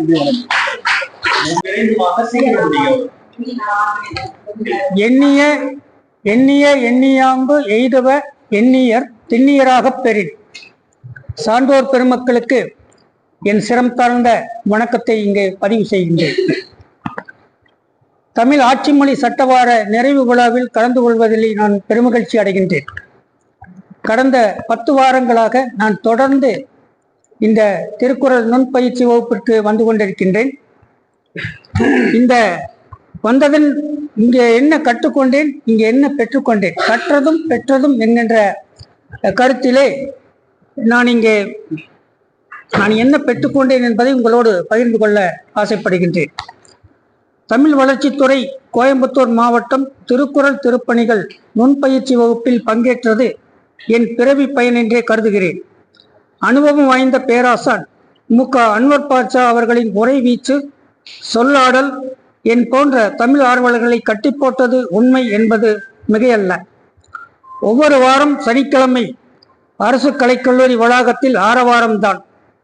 திருக்குறள் பயிற்சி வகுப்பு நடைபெறும் அரங்கை கடந்து செல்வோர் மெய்மறந்து ரசித்துவிட்டு அரங்கினில் நுழைந்து மகிழ்ச்சியோடு வணங்கி வாழ்த்திச் செல்லும் பண்பை என்னவென்று சொல்வது? தொடர்ச்சியாக திருக்குறள் வகுப்புக்கு வந்ததன் விளைவாக நிற்க அதற்கு தக எனும் நூலை படைத்துள்ளேன். இது எனது 8வது நூலாகும். அது மட்டுமல்ல, புனியமுத்தூர் இடையர்பாளையம் ஊர்ப்புற நூலக அரங்கில் திருக்குறள் எழுதி வைத்துள்ளோம். அங்குள்ள ஆய்வேட்டில் நம்ம துணை இயக்குனர் அன்பரசியம்மா அவர்கள் ஆலோசனை வழங்கியிருந்ததும் குறிப்பிடத்தக்கதாகும். இனி வரும் காலங்களில் மாதந்தோறும் வாசகர் வட்ட அமர்வில் திருக்குறள் சார்ந்த சொற்பொழிவுகள் கருத்தரங்கம் நடத்த உறுதி பூண்டுள்ளோம். அற்புதமான வாய்ப்பை நல்கிய தமிழக அரசுக்கும் கோயம்புத்தூர் மாவட்ட தமிழ் வளர்ச்சித்துறை துணை இயக்குனர் மற்றும் அலுவலர்கள், பயிற்றுநர்கள் மற்றும் உடன் பயின்றோர் அனைவருக்கும் நெஞ்சார்ந்த நன்றியும் வாழ்த்தையும் தெரிவித்துக் கொள்கின்றேன். ஒரே ஒரு செய்தியை உங்களோடு நான் பகிர்ந்து கொள்கிற ஒரு தகவல். இப்போ மாணவர்களிடத்தில் மட்டும் நான் ஒரே ஒரு கேள்வி மட்டும் கேட்கிறேன். வேணுகோபால் சர்மா என்பவர் தான் திருவள்ளுவரின் உருவத்தை வரைந்தவர். தனது 12வது வயதில் திருவள்ளுவர் உருவத்தை வரையத் தொடங்கியவர் ஆயிரக்கணக்கான உருவங்களை வரைந்து திருப்திப்படாமல் தனது 58வது வயதில் ஒரு திருப்தியான உருவத்தை கொடுத்தார். அந்த உருவத்தை முதலில் பாவேந்தர் பாரதிதாசன் அவர்களிடம் காட்டினார். பாவேந்தர் பாரதிதாசன் அவர்கள் மெய்சிலித்து போய் தமிழறிஞர்களை ஒன்று கூட்டி விவாதித்து அதை சட்டப்பேரவையிலே வைக்க வேண்டும் என்று முயற்சி எடுத்தார். அதன் விளைவாக அன்று 1964 தமிழக முதல்வராக இருந்த பக்தவச்சலம் ஐயா அவர்கள் அதற்கு முயற்சி எடுத்து அன்றைய குடியரசுத் தலைவராக இருந்த ஜாகிர் ஹுசைன் அவர்களால் சட்டப்பேரவையில் திருவள்ளுவர் படம் வைக்கப்பட்டது. இல்லை, பக்தவச்சலம் ஐயா. வேணுகோபால் சர்மா அவர்கள் இறுதி வரை தனது 58வது வயது வரை வாழ்க்கை துணையை தேடிக்கொள்ளவில்லை என்பது கூடுதல் தகவல். வாய்ப்புக்கு நன்றி. விழாவில் எனக்கு பேச வாய்ப்பு கிடைத்ததற்கு அனைவருக்கும் எனது அன்பான வணக்கங்கள். எல்லாம் தரணி தமிழ் இப்படியே சொல்லிட்டு இருக்கிறாங்க. நான் ஒரு கவிதை மூலியமா சொல்றேன். தரணியில் வேண்டும் தமிழ்தாயின் தலைமை, தமிழெண்ணை தழுவியே தாளாட்டும் மேகம், தமிழெண்ணை அணைப்பிலே இளைப்பாரும் மோகம், தமிழினை பயின்றதே ஞான் செய்த யோகம், தமிழனை பழித்திடும் போது நான் நாகம், தமிழுக்குள் மூழ்கியே முத்தெடுக்கும் தாகம், தமிழமுதம் பருகியே பசியாரும் வேகம், தமிழுக்கு தீங்கனில் தாங்காது தேகம், தமிழ் மலரை சொல்லிலே தங்காது சோகம், தமிழ் தேனை உண்ணும் பொன் வண்டாக வேண்டும், தமிழ் தாயின் தலை சூடும் தெண்டாக வேண்டும், தமிழ் தென்றலோடு நான் விளையாட வேண்டும், தமிழ் மாலை பொழுதோடு உறவாட வேண்டும், தமிழ் மலரில் எந்நாளும் நான் மணக்க வேண்டும், தமிழ் வாழை குமரியையே மணமுடிக்க வேண்டும். யாராச்சும் பெண் கொடுக்கறதுக்கு ரெடியா இருந்தா தமிழ் மலரில் எந்நாளும் நான் மணக்க வேண்டும், தமிழ் வாழை குமரியையே மணமுடிக்க வேண்டும், தமிழ் வானிலே பறந்து சிறகடிக்க வேண்டும், தமிழ் நிலவை நெஞ்சிலே சிறைபிடிக்க வேண்டும், தமிழால மரத்தாணி வேறாக வேண்டும், தமிழ் தேரை ஓட்டும் சார் ரதியாக வேண்டும், தமிழால மரத்தாணி வேறாக வேண்டும், தமிழ் தேரை ஓட்டும் சார் ரதியாக வேண்டும், தமிழ் பாலை தந்தெண்ணை ஆளாக்க வேண்டும், தமிழுக்கு மட்டுமென் தலைவணங்க வேண்டும், தமிழ் சோலை குள் புள்ளி மானாக வேண்டும், தமிழ் அருவியில் துள்ளும் மீனாக வேண்டும், தமிழ் தாயின் மடித்தவளும் சேயாக வேண்டும், தமிழுக்கு தொண்டாற்றி ஏசாக வேண்டும், தமிழ் வாழ தோல் தந்து தடை நீக்க வேண்டும், தமிழ் மீள தாழ் பணிந்து துயர் போக்க வேண்டும், திக்கெட்டும் தமிழ் தாயின் புகழ் சிறக்க வேண்டும், தக்கட்டும் அவள் தலைமை தரணியில் மீண்டும். சிறுமுகை செல்வர்கள். விளையாடுவோம் முத்தமிழ் பாலை அருந்தியே உயிர் வாழுவோம், தமிழ் தாயின் மடி தவழ்ந்து விளையாடுவோம், முத்தமிழ் பாலை அருந்தியே உயிர் வாழுவோம், திக்கெட்டும் தமிழ் தாயின் புகழ் பாடுவோம், திக்கெட்டும் தமிழ் தாயின் புகழ் பாடுவோம், இனி தக்கட்டும் அவள் பெருமை என போற்றுவோம், தமிழ் தாயின் மடி தவழ்ந்து விளையாடுவோம், முத்தமிழ் பாலை அருந்தியே உயிர் வாழுவோம், முத்தமிழ் பாலை அருந்தியே உயிர் வாழுவோம், மொழிகளில் முதன்மையாய் விளங்கினாய், மொழிகளில் முதன்மையாய் விளங்கினாய், நீ மூத்தவள் என பெயர் வாங்கினாய், மொழிகளில் முதன்மையாய் விளங்கினாய், நீ மூத்தவள் என பெயர் வாங்கினாய், மனதினில் தெம்பினை ஊட்டினாய், மனதினில் தெம்பினை ஊட்டினாய், நல் மணங்கமள் மலர்களை தூவினாய், நல் மணங்கமள் மலர்களை தூவினாய், தமிழ் தாயின் மடி தவழ்ந்து விளையாடுவோம், முத்தமிழ் பாலை அருந்தியே உயிர் வாழுவோம், முத்தமிழ் பாலை அருந்தியே உயிர் வாழுவோம், அறவழியில் அனைவரையும் அணைத்திடும், அறவழியில் அனைவரையும் அணைத்திடும், திருக்குறள் தந்த வள்ளுவனை வாழ்த்துவோம், அறவழியில் அனைவரையும் அணைத்திடும் திருக்குறள் தந்த வள்ளுவனை வாழ்த்துவோம். உலகையே தன்வசப்படுத்திடும், உலகையே தன்வசப்படுத்திடும் இதை உலக பொதுமறை என போற்றுவோம், இதை உலக பொதுமறை என போற்றுவோம். தமிழ் தாயின் மடி தவழ்ந்து விளையாடுவோம், முத்தமிழ் பாலை அருந்தியே உயிர் வாழுவோம். திக்கெட்டும் தமிழ் தாயின் புகழ் பாடுவோம், திக்கெட்டும் தமிழ் தாயின் புகழ் பாடுவோம். இனி தக்கட்டும் அவள் பெருமை என போற்றுவோம், தமிழ் தாயின் மடி தவழ்ந்து விளையாடுவோம், முத்தமிழ் பாலை அருந்தியே உயிர் வாழுவோம், முத்தமிழ் பாலை அருந்தியே உயிர் வாழுவோம். இதை இயற்றி மெட்டமைச்சர் நானே. நம்ம இதுல தமிழை பத்தி நிறைய பேசலாம், இருந்தாலும் திருக்குறள் மையப்படுத்தி நான் திருக்குறளை பத்தி மாணவி நிறைய இருக்கனால இந்த செய்திகள்லாம் தெரிஞ்சு திருக்குறளை பத்தி மட்டும் சில செய்திகளை சொல்லிடுறேன். திருக்குறளில் தமிழ் என்ற சொல் பயன்படுத்தப்படவில்லை. திருக்குறள் மொத்த எழுத்துக்கள் 42,194. திருக்குறளில் தமிழ் எழுத்துக்கள் 247, 30 எழுத்துக்கள் மட்டும் இடம்பெறவில்லை. திருக்குறளில் இடம்பெறும் இரு மலர்கள் அனிச்சம் குவளை. திருக்குறளில் இடம்பெறும் ஒரே பழம் நெருஞ்சி பழம். திருக்குறளில் இடம்பெறும் ஒரே விதை குன்றுமணி. திருக்குறளில் பயன்படுத்த ஒரே எழுத்து ஆவு. திருக்குறளில் இடம்பெற்ற 2 மரங்கள் பனை மூங்கில். திருக்குறளில் அதிகம் பயன்படுத்தப்பட்ட ஒரே எழுத்து நீ என்று சொல்லினான். திருக்குறளில் ஒருமுறை பயன்படுத்தப்பட்ட 2 எழுத்துக்கள் லீ ஞா. திருக்குறளில் இடம்பெறாத ஒரே எண் 9. திருக்குறள் இதுவரை 26 மொழிகளில் வெளிவந்துள்ளது. திருக்குறளை ஆங்கிலத்தில் 40 பேர் மொழிபெயர்த்துள்ளனர். இதுல சிறப்பு என்னன்னா 40 பேர்ல இங்க பெருநாயக் பார்த்து ஐயா அனுபவ தெரியும், நாராயணசாமி நாயுடுன்னு. ஔவையார் ஆத்திய சூடி கொண்டு வேறு மூதுரை எல்லாம் இங்கிலீஷ் ஆங்கிலத்தை மொழிபெயர்த்து அரசாங்கத்திலிருந்து ஜியூப்போ விருது, அம்மாவுக்கு தெரியுமான்னு தெரியல, ஜியூப்போ விருது அவர்கிட்ட இருந்து ஒரு ஆண்டு ஆகி விட்டது. அவர் வீட்டுக்கு பேரே என்னன்னு கேட்டா குரலகம், வீட்டுக்கே குரலகம் பேர் வச்சிருக்காரு. அப்படிப்பட்ட ஒரு நல்லவர் 93 வயதில் காலமான செய்தி பேச வாய்ப்பளித்த நன்றி கூறி விடைபெறுகிறேன். நன்றி.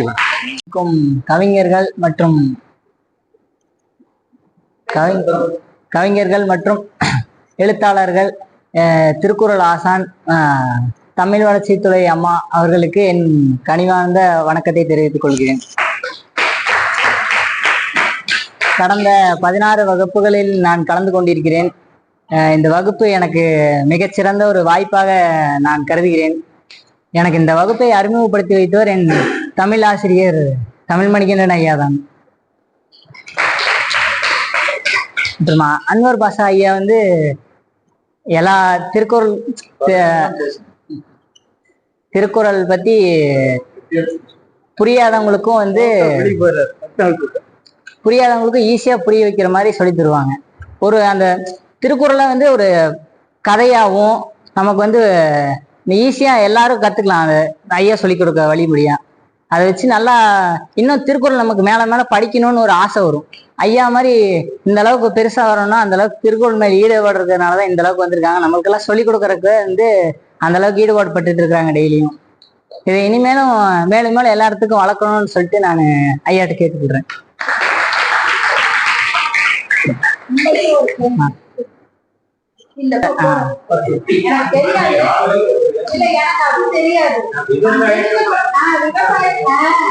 முதல்கண் தெரிவித்துக் கொள்கின்றேன்.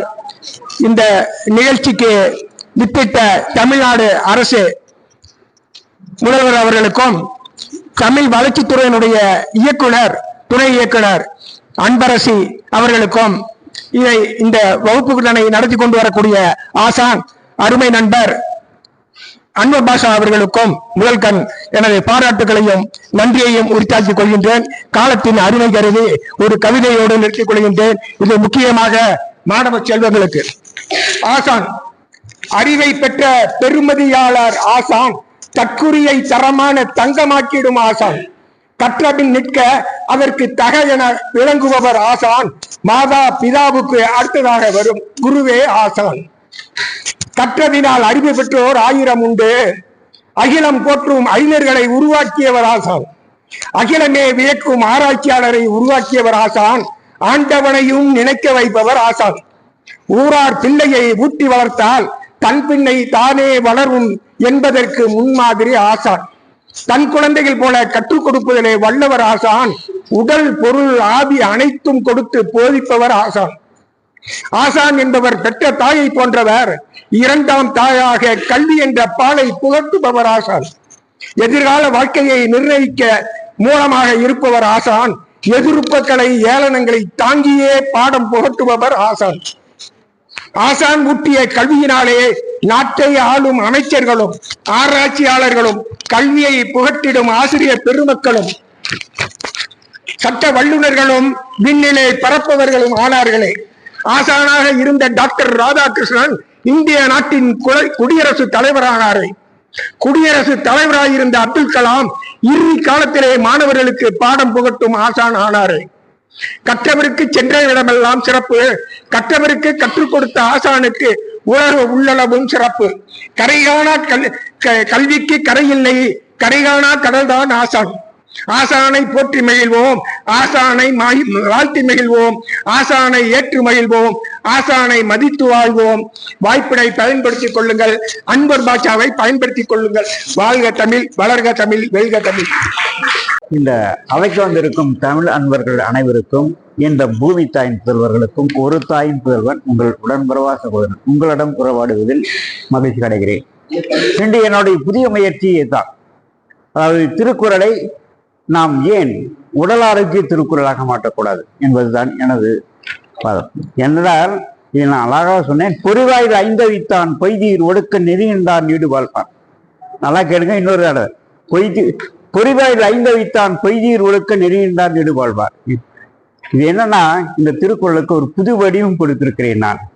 எப்படி என்றால், உங்கள் மெய் வாய்க்கண் மூக்கு செவி என்ற 5 புலன் உறுப்புகளையும் நீங்கள் யோக பயிற்சியின் மூலமாக அல்லது உடலைக்க பயிற்சியின் மூலமாக வேக வைத்தால், நீங்க வேக வைக்கணும்.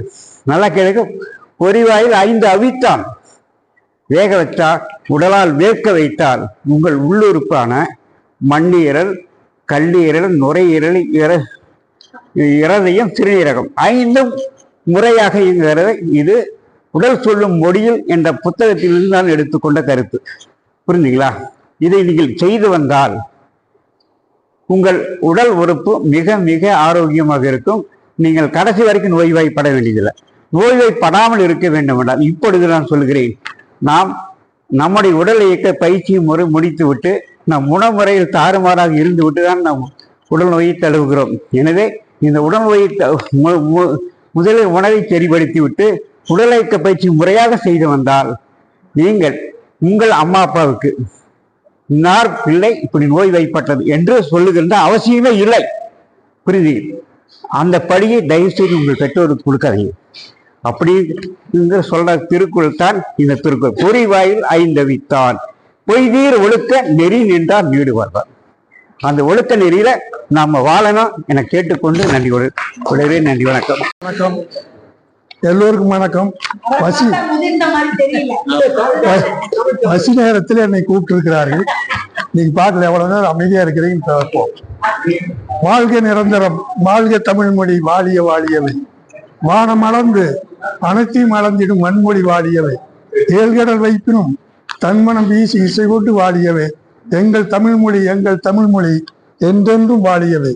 முதலில் சங்கலிங்கனார் அவர்களுக்கு என்னுடைய வணக்கத்தை தெரிவித்துக் கொள்கிறேன். சென்னை மாகாணம் என்று இருந்ததை தமிழ்நாடு என்று பெயர் வைங்கள் என்று சொல்லி 78 நாள் உண்ணாவிரதம் இருந்து தன்னுடைய உயிரை மாய்த்தவர். அவர் உண்ணாவிரதம் இருந்த பொழுது பேரறிஞர் அண்ணா அவர்கள் அவரை பார்க்கிறதுக்கு சென்ற பொழுது அண்ணாவிடம் அவர் சொன்னார், நீங்கள் இந்த தமிழ்நாடு என்கிற பெயரை வைப்பதற்கு நீங்கள் உதவி செய்ய வேண்டும் என்று சொன்னார்கள். ஆனால் அன்று அண்ணா அவர்கள் முதலமைச்சர் ஆவார் என்று அவருக்கு தெரியாது. இருந்தாலும் நான் அதை செய்கிறேன் என்று சொல்லி அண்ணா அவர்கள் முதலமைச்சரானதும் முதலில் 1967 தமிழ்நாடு என்று பெயர் வைத்தார். 1. 2வது இருமொழி கொள்கை, ஆங்கிலமும் தமிழும் சட்டமாக்கியவர் அண்ணா அவர்கள். இது நாம் இந்த நாளில் அதை நினைத்து பார்க்க வேண்டிய நாள். 1. 2வது, நாங்கள் வைகறை கல்விமன்றம் என்கிற ஒரு அமைப்பை 40 ஆண்டு காலமாக நடத்தி வருகிறோம். அதனுடைய அமைப்பாளராக கவிதாசன் அவர்களும் அதனுடைய தலைவராக நானும் இருந்து செயல்பட்டு வருகிறோம். அதோடு இந்த நுண்பயிற்சிக்கு ஒரு நாள் வந்தேன். மறுபடியும் என்னால் வர முடியவில்லை. நானும் கவிதாசன் அவர்களும் வைகறை கவிமன்றத்தின் சார்பில் 1000 திருக்குறள் நூல்களை வாங்கி தேவராயபுரம், நரசிபுரம், தொண்டாமுத்தூர் மகளிர் மேல்நிலைப்பள்ளி, தொண்டாமுத்தூர் ஆண்கள் மேல்நிலைப்பள்ளி, சுண்டப்பாளையம் ஆண்கள் மேல்நிலைப்பள்ளி, மாதம்பட்டி அரசு பள்ளி, சிஎஸ்சி அகாடமி ஆகிய பள்ளிகளுக்கு அந்த திருக்குறள் நூல்களும் வழங்கி ஒரு நல்ல கருத்தினை நாங்கள் சொல்லி வந்தோம். திருக்குறள் நாமெல்லாம் மனிதர்கள், மனிதம் எங்கு இருக்கிறது? அது திருக்குறள் படித்தால்தான் மனிதம் பார்க்க முடியும் என்று எல்லா பள்ளிகளிலும் நானும் கவிதாசனும் சென்று ஒரு 30-40 நிமிடங்களுக்கு முன்னால் உரையாற்றி அவர்களுக்கு திருக்குறளை பற்றியும் திருக்குறளுடைய கருத்துக்களையும் எடுத்து சொல்லி வந்திருக்கிறோம். அத்தோடு அடுத்ததாக என்ன நிகழ்வு என்று சொன்னால், நமது மேடம் சொன்ன மாதிரி எல்லா தலைமை ஆசிரியர்களும் சொல்லி இருக்கிறோம். அடுத்த வாரத்திலிருந்து இந்த திருக்குறள் பெற்ற மாணவர்கள் திருக்குறளை ஒப்புவிக்க வேண்டும். சிறந்த முறையில் ஒப்புவிக்கிறவர்களுக்கு நாங்களே பரிசு வாங்கி தருகிறோம். நடந்து கொண்டிருக்கிறது. நமது இயக்குனர் அவர்கள் இப்படி ஒரு அறிவிப்பை கொடுத்திருக்கிறார்கள். 40 ஆண்டுகளுக்கு முன்பே இதை நாங்கள் செயல்படுத்தி இருக்கிறோம்.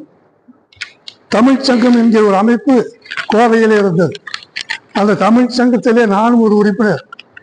அதில் தமிழ்வேல் என்கிற மிகப்பெரிய தமிழ் வெறியன், நாமெல்லாம் தமிழ் படிக்கிறோம், அவர் தமிழ் மீது வெறி கொண்டவர். அந்த தமிழ்வேல் அவர்கள் ஒப்பளக்கார வீதியில் எங்களெல்லாம் அழைத்து கொண்டு சென்று அந்த போராடையெல்லாம் அழித்து விட்டு எழுது தமிழிலே என்று போராடியவர் அவர் என்பதை நான் இங்கே நினைவுபடுத்த விரும்புகிறேன். அந்த வகையில் இந்த தமிழுக்காக பாடுபட்டவர்கள், உயர்ந்தவர்கள் ஏராளமானவர்கள் இருக்கிறார்கள். இந்த தமிழ் எங்கெங்கு இருக்கிறது என்று நாம் சில பேர் சொல்லுகிறார்கள். நீங்க நல்லா யோசித்து பார்த்தீங்கன்னா, அமெரிக்காவில் இருக்கிற நியூயார்க் நகரனுடைய லைப்ரரி நூலகம், அந்த நூலகத்தினுடைய முகப்பிலே எழுதி வைக்கின்ற வாசகம் கற்க கசடர கற்க என்று எழுதி வைத்திருக்கிறார்கள். அதே போல சுவையான நீர் உள்ள நயாகரா நீர்வீழ்ச்சி போய் பார்த்தால் அங்கே வருக வருக என்று தமிழ் எழுத்து பதிக்க வைக்கப்பட்டிருக்கிறது. வானை அளப்போம், வீணை அளப்போம், சந்திர மண்டல திகழ்கின்று தெளிவோம் என்ற பாரதியின் வாக்கை நினைவுபடுத்த நாசா விண்வெளி கழகம் செயல்பட்டு வருகிறது. அந்த நாசா விண்வெளி கழகத்தினுடைய முகப்பில் என்ன எழுதி வைத்திருக்கிறார் தெரியுமா? கற்றது கைமண் அளவு, கல்லாதது உலகளவு என்று அவ்வையினுடைய கருத்து அங்கே பதிக்கப்பட்டிருக்கிறது. அதே போல ஐநா சபையில் என்ன எழுதியிருக்கிறார்கள்? கலியன் பூமர் அவருடைய யாரும் ஊரே யாவரும் கேளீர் என்கிற தமிழ் வாசகம் அங்கே எல்லாம் எனக்கு தமிழ் உலகம் பூரா பரவி இருக்கிறது. இதோட ஒரு செய்தி, கிழக்கிந்திய தீவிலே கிரிக்கெட் அணியிலே ஒரு வீரர் விளையாடி கொண்டிருக்கிறார். நான் அதை பார்த்தபோது எனக்கே ஆச்சரியமாக போய்விட்டது. அது என்ன பேர்னா பெருமாள் வீராசாமி என்கிற ஒருவர் அதில் விளையாடி கொண்டிருக்கிறார். அவனுடைய வரலாறு என்ன என்று நான் தேடிய போது, ஒரு 100 ஆண்டுகளுக்கு முன்பு தமிழ்நாட்டிலிருந்து கார்பியன் தீவுக்கு குடியேறிய தமிழ் குடியைச் சேர்ந்த அந்த குடும்பத்தைச் சேர்ந்தவன் தான் இந்த பெருமாள் வீராசாமி என்றும், அவனுடைய தம்பி பெயர் வீராசாமி என்றும், அவருடைய தங்கச்சி பெயர் வீராய் என்றும் வைத்திருக்கிறார்கள். இதெல்லாம் பார்க்கிற பொழுதுதான் தமிழோட சிறப்பு என்ன என்பதை நாம் தெரிந்து கொள்ள முடிகிறது. நான் இதை ஏன் சொல்கிறேன் என்று சொன்னால், வைகறை கவிமன்றம் 5 கொள்கைகளை நாங்கள் வைத்திருக்கிறோம். எங்கு சென்றாலும் அதை பரப்பி கொண்டு வருவோம். இங்கல்ல 100, 150 பட்டிமன்றங்களில் நாங்கள் பேசியாச்சு, இருந்தாலும் கோயில்களிலே பேசியாச்சு. எல்லா இடங்களிலும் நாங்கள் சொல்லுவது, குழந்தைகளுக்கு தமிழிலே பெயர் வையுங்கள். 500க்கும் மேற்பட்ட குழந்தைகளுக்கு நாங்கள் தமிழிலே பெயர் வைத்திருக்கிறோம். தமிழிலே கையெழுத்திடுங்கள். கோயில் குடும்பங்களை தமிழிலே செய்யுங்கள். நமது முன்னோர்கள் இறந்து விட்டால் தமிழிலே திதி கொடுங்கள் என்று இந்த தமிழுக்காக இந்த கொள்கையை நாங்கள் ஏகமாக எங்கு போனாலும் எல்லா மக்கள் மத்தியிலும் நாங்கள் இதை பரப்பி கொண்டு வருகிறோம். இப்படி ஏராளமான செய்திகளை சொல்ல முடியும். நேரத்தின் அனுப்பி கண்டி எனக்கு வாய்ப்பு கொடுத்த அனைவருக்கும் நன்றி கூறி விடைகிறேன். வணக்கம். நன்றி கலந்த வணக்கம். எனக்கு அனைவரும் எல்லா தமிழை பற்றி பெருமை பாடிவிட்டார்கள். நான் 2 திருக்குறள் மற்றும் அதன் அடிப்படையில் உள்ள நம்ம கூட சமகாலத்தில் வாழ்ந்தவர்களை பற்றி நினைவுபடுத்த உள்ளேன். அற்றார் அலிப்பசி தீர்த்தார் அத்தொருவர் பொருள் வைப்பார் வைப்புலி. அதாவது நம்ம சம்பாரிச்ச காசெல்லாம் கொண்டு போய் சேர்த்து வைக்கிறது, தங்கமா சேர்த்து வைக்கலாம், இல்லாட்டி இடத்த போட்டு இடத்தமா வச்சுக்கலாம். தங்கமா திருட்டு போயிடுச்சுன்னா எப்போ வேணா போகலாம். நம்ம கடந்து போயிட்டாலும் நம்ம குழந்தைகளுக்கு வரும் அந்த இடம். ஆனா ஐயா திருவள்ளுவர் தாத்தா என்ன சொல்றாரு, நம்ம செஞ்ச பொருள் ஈட்டினதை வயிற்று பசிக்கு உணவில்லாதவனுக்கு அந்த பசியில போய் போடுறான், அவன் வயிற்றுல போடு, அதுதான் நல்ல சிறந்த சேமிப்புன்னு சொல்றதுக்கு உகந்த மாதிரி. இன்னைக்கு நம்ம கூட சமகாலத்துல வாழ்ந்தவர் யாருன்னா சாந்தி கியர் சோசியல் சர்வீஸ் வச்சு சுப்பிரமணிய ஐயா அவர்களை நான் நினைவு கூறுறேன். அவர் இன்னைக்கு அவ்வளவு பெரிய சேவை செஞ்சுட்டு இருக்காரு. 20 ரூபாய்க்கு சாப்பாடு போடுறாரு, வற்றவருக்கு ஃப்ரீயா போடுறாரு, அது இல்லாம பொதுமக்களுக்கு 20 ரூபாய்க்கு போடுறாரு. இந்த நிகழ்வு பார்த்துட்டு ஹோட்டல் தொழிலாளி ஓனர்ஸ் எல்லாம் போய் அவர் கூட பேசியிருக்காரு. எங்க தொழிலெல்லாம் பாதிக்குது, என்ன இப்படி பண்றீங்களே அப்படின்னு. நான் என்னோட சொந்தமா சுயமா சம்பாரிச்சதுல நான் பண்ணிட்டு இருக்கேன், சேவையா பண்ணிட்டு இருக்கேன். இது நீங்க இது பண்ணணும்னா நான் எல்லா ஊர்லயும் ஆரம்பிச்சிருவேன் அப்படின்னு சொல்லவும் எல்லாம் அவங்கவுங்க கிளம்பி ஆஃப் ஆயிட்டாங்க. அவர் அந்த இந்த திருவிழா சொன்ன வரிக்கு உகந்த மனிதர் அவர். அந்த மாதிரி நிறைய பேர் இருக்காங்க. அதோட இன்னொருத்தர் வெளிநாட்டுல பிறந்து வளர்ந்து நம்ம நாட்டுக்காக பாடுபட்டவரை ஒருத்தரை நினைவுபடுத்துற. யாருன்னா பென்னி குயிக். அவர் முல்லை பெரியார் அணை இங்கிலீஷ் கவர்மெண்ட் ஆட்சி காலத்துலதான் அவங்க ஃபண்ட் ஒதுக்கி பிரிட்டிஷ் கவர்மெண்ட் தான் அதை கட்டினது.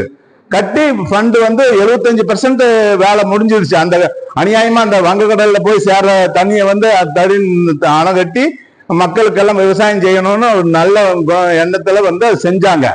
ஆனா 70-80% வேலை முடியறப்போ அவர் கவர்மெண்ட் பிரிட்டிஷ் கவர்மெண்ட் ஃபண்ட் இல்லப்பா, அது வேலை பெரிய அதிகாரியா இருந்தவர்.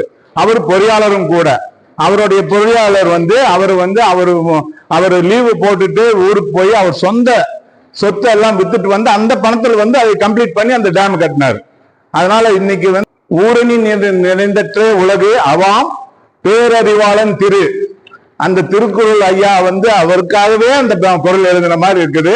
அதனால அந்த 2 திருக்குறளை நினைவுபடுத்த உங்களுக்கு எல்லாம் தெரிவிக்கிறது. முக்கியமா மாணவ செல்வங்கள் எல்லாம் அதை பத்தி தெரிஞ்சுக்கணும்னு சொல்றதுக்கு வேண்டும். என் பெயர் உமையன், 1ஆம் வகுப்பு அப்பிரிவில் படிக்கிறேன். அன்பர் பாஷா ஐயாக்கும் முதலமைச்சர் ஐயாக்கும் நன்றி. திணை துணை நன்றி செய்யும் பனை துணையர் கொள்வர் பயன் தெரிவர். நன்றி. முனைவர் மூக அன்பர் பாஷா அடுத்து இந்த நிறைவு விழாவிற்கு கருத்துரை வழங்கி சிறப்பு செய்த கலை மாமணி மூப்பே ராமலிங்கம் ஐயாவுக்கு தொடர்ந்து விழாவுக்கு வாழ்க்கை நல்கிய பிரேமா அம்மா அவர்களுக்கு மிக முக்கியமாக இந்த நிறைவு விழாவிற்கு இந்த நூற்பயிற்சி வகுப்பில் கலந்து கொண்டு 13 பயன்பெற்றவர்கள் தன்னுடைய பதிவை முறையாக தந்திருக்கிறார்கள். அனைவருக்கும் நம்முடைய நெஞ்சார்ந்த நன்றி. அடுத்த அமர்விலும் பயனுரையை தருவதற்கு காத்திருக்கிற உங்களுக்கும் நன்றி. மிக முக்கியமாக பல்வேறு மாணவியர்கள் கலந்திருக்கிறார்கள், அவர்களும் பேச காத்திருக்கிறார்கள். துடிப்போடு அவர்களுக்கும் நன்றி. ஒலிப்பதிவு செய்து வலைப்பதிவு செய்து கொடுத்த சோமசுந்தரம் அவர்களுக்கும் நன்றி. அல்லும் மகளும் உள்ளும் வகையில் இவ்விழா சிறக்க அனைத்து வகையிலும் உதவியும் ஊக்கமும் ஒத்துழைப்பும் நல்கிய அனைவருக்கும் நன்றி நன்றி நன்றி. எங்கும் தமிழ் எதிலும் தமிழ், எங்கும் தமிழ் எதிலும் தமிழ், அன்னை தமிழே ஆட்சி மொழி, அன்னை தமிழே ஆட்சி மொழி, தமிழில் எழுதுவோம் தமிழே பேசுவோம், தமிழில் எழுதுவோம் தமிழே பேசுவோம், எங்கள் தமிழ் எங்கள் உயிர் மூச்சு, தமிழே சுவாசிப்போம். தமிழ் வெல்லும். தமிழ் மொழியே வெல்லும் மொழி. வாழ்க தமிழ் மொழி, வெல்க தமிழ் மொழி. எங்கள் வாழ்வும் எங்கள் வளமும் மங்காத தமிழென்று சங்கே முழங்கு. தமிழில் ஒப்பிடுவோம், தமிழரின் அடையாளம் பேணுவோம். தமிழர் என்று சொல்லுங்கள், தலை நிமிர்ந்து நில்லுங்கள். தமிழும் அமுதும் ஒன்று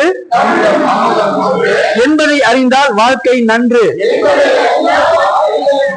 தமிழ்நாட்டு அரசின் ஆட்சி மொழி தமிழ். அன்னை பின்பற்றுவது நம் கடமை. தமிழ் மொழி எங்கள் உரிமை. தமிழ் மொழியை பேணுவது எங்கள் கடமை. யாதும் ஊரே யாவரும் கேளீர் என்றே உரைத்த எம்மொழி பாரீர். இயம்புக்கிரிய தெம்மொழி கேளீர். இரும்புதடைந்து இயம்பிய வாரீர். இயம்பிட வாரீர். பெயர் சூட்டுவோம், பேசுவோம், எழுதுவோம், ஒப்பமிடுவோம் எம் இனிய தமிழ் மொழியிலே. வணிக நிறுவனங்களின் பெயர் பலகைகளை தமிழில் அமைப்போம். குழந்தைகளுக்கு பொருள் உணர்ந்து தூய தமிழ் பெயரை சூட்டி மகிழ்வோம். வாழ்க தமிழ், வெல்க தமிழ். வாழ்க தமிழ், வாழ்க தமிழ், வெல்க தமிழ். வாழ்க வாழ்க, வளர்க, வெல்க. தமிழ் வெல்லும், தமிழ் வெல்லும். வாழ்க தமிழ், வாழ்க தமிழ், வெல்க தமிழ். வெல்க தமிழ். அனைவருக்கும் வணக்கம், நன்றி. மன அதிநாயக ஜெய ஹே பாரத பாக்ய விதாதா. பஞ்சாப சிந்து குஜராத் மராட்டா திராவிட உட்கல வங்கா விந்த ஹிமாச்சல யமுனா கங்கா உச்சல ஜலசிச வண்டா. दब सुबह नामी जागे, दब सुबह आशीष मागे, दागे दब से दादा. जन गण मंगल दायक जय हे भारत भाग्य विधाता. जय हे जय हे जय हे जय जय जय जय हे.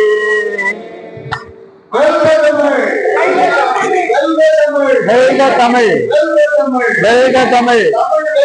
தமிழ் வெல்லம், தமிழ் வெல்லம், தமிழ் வெல்லம். அனைவருக்கும் நன்றி.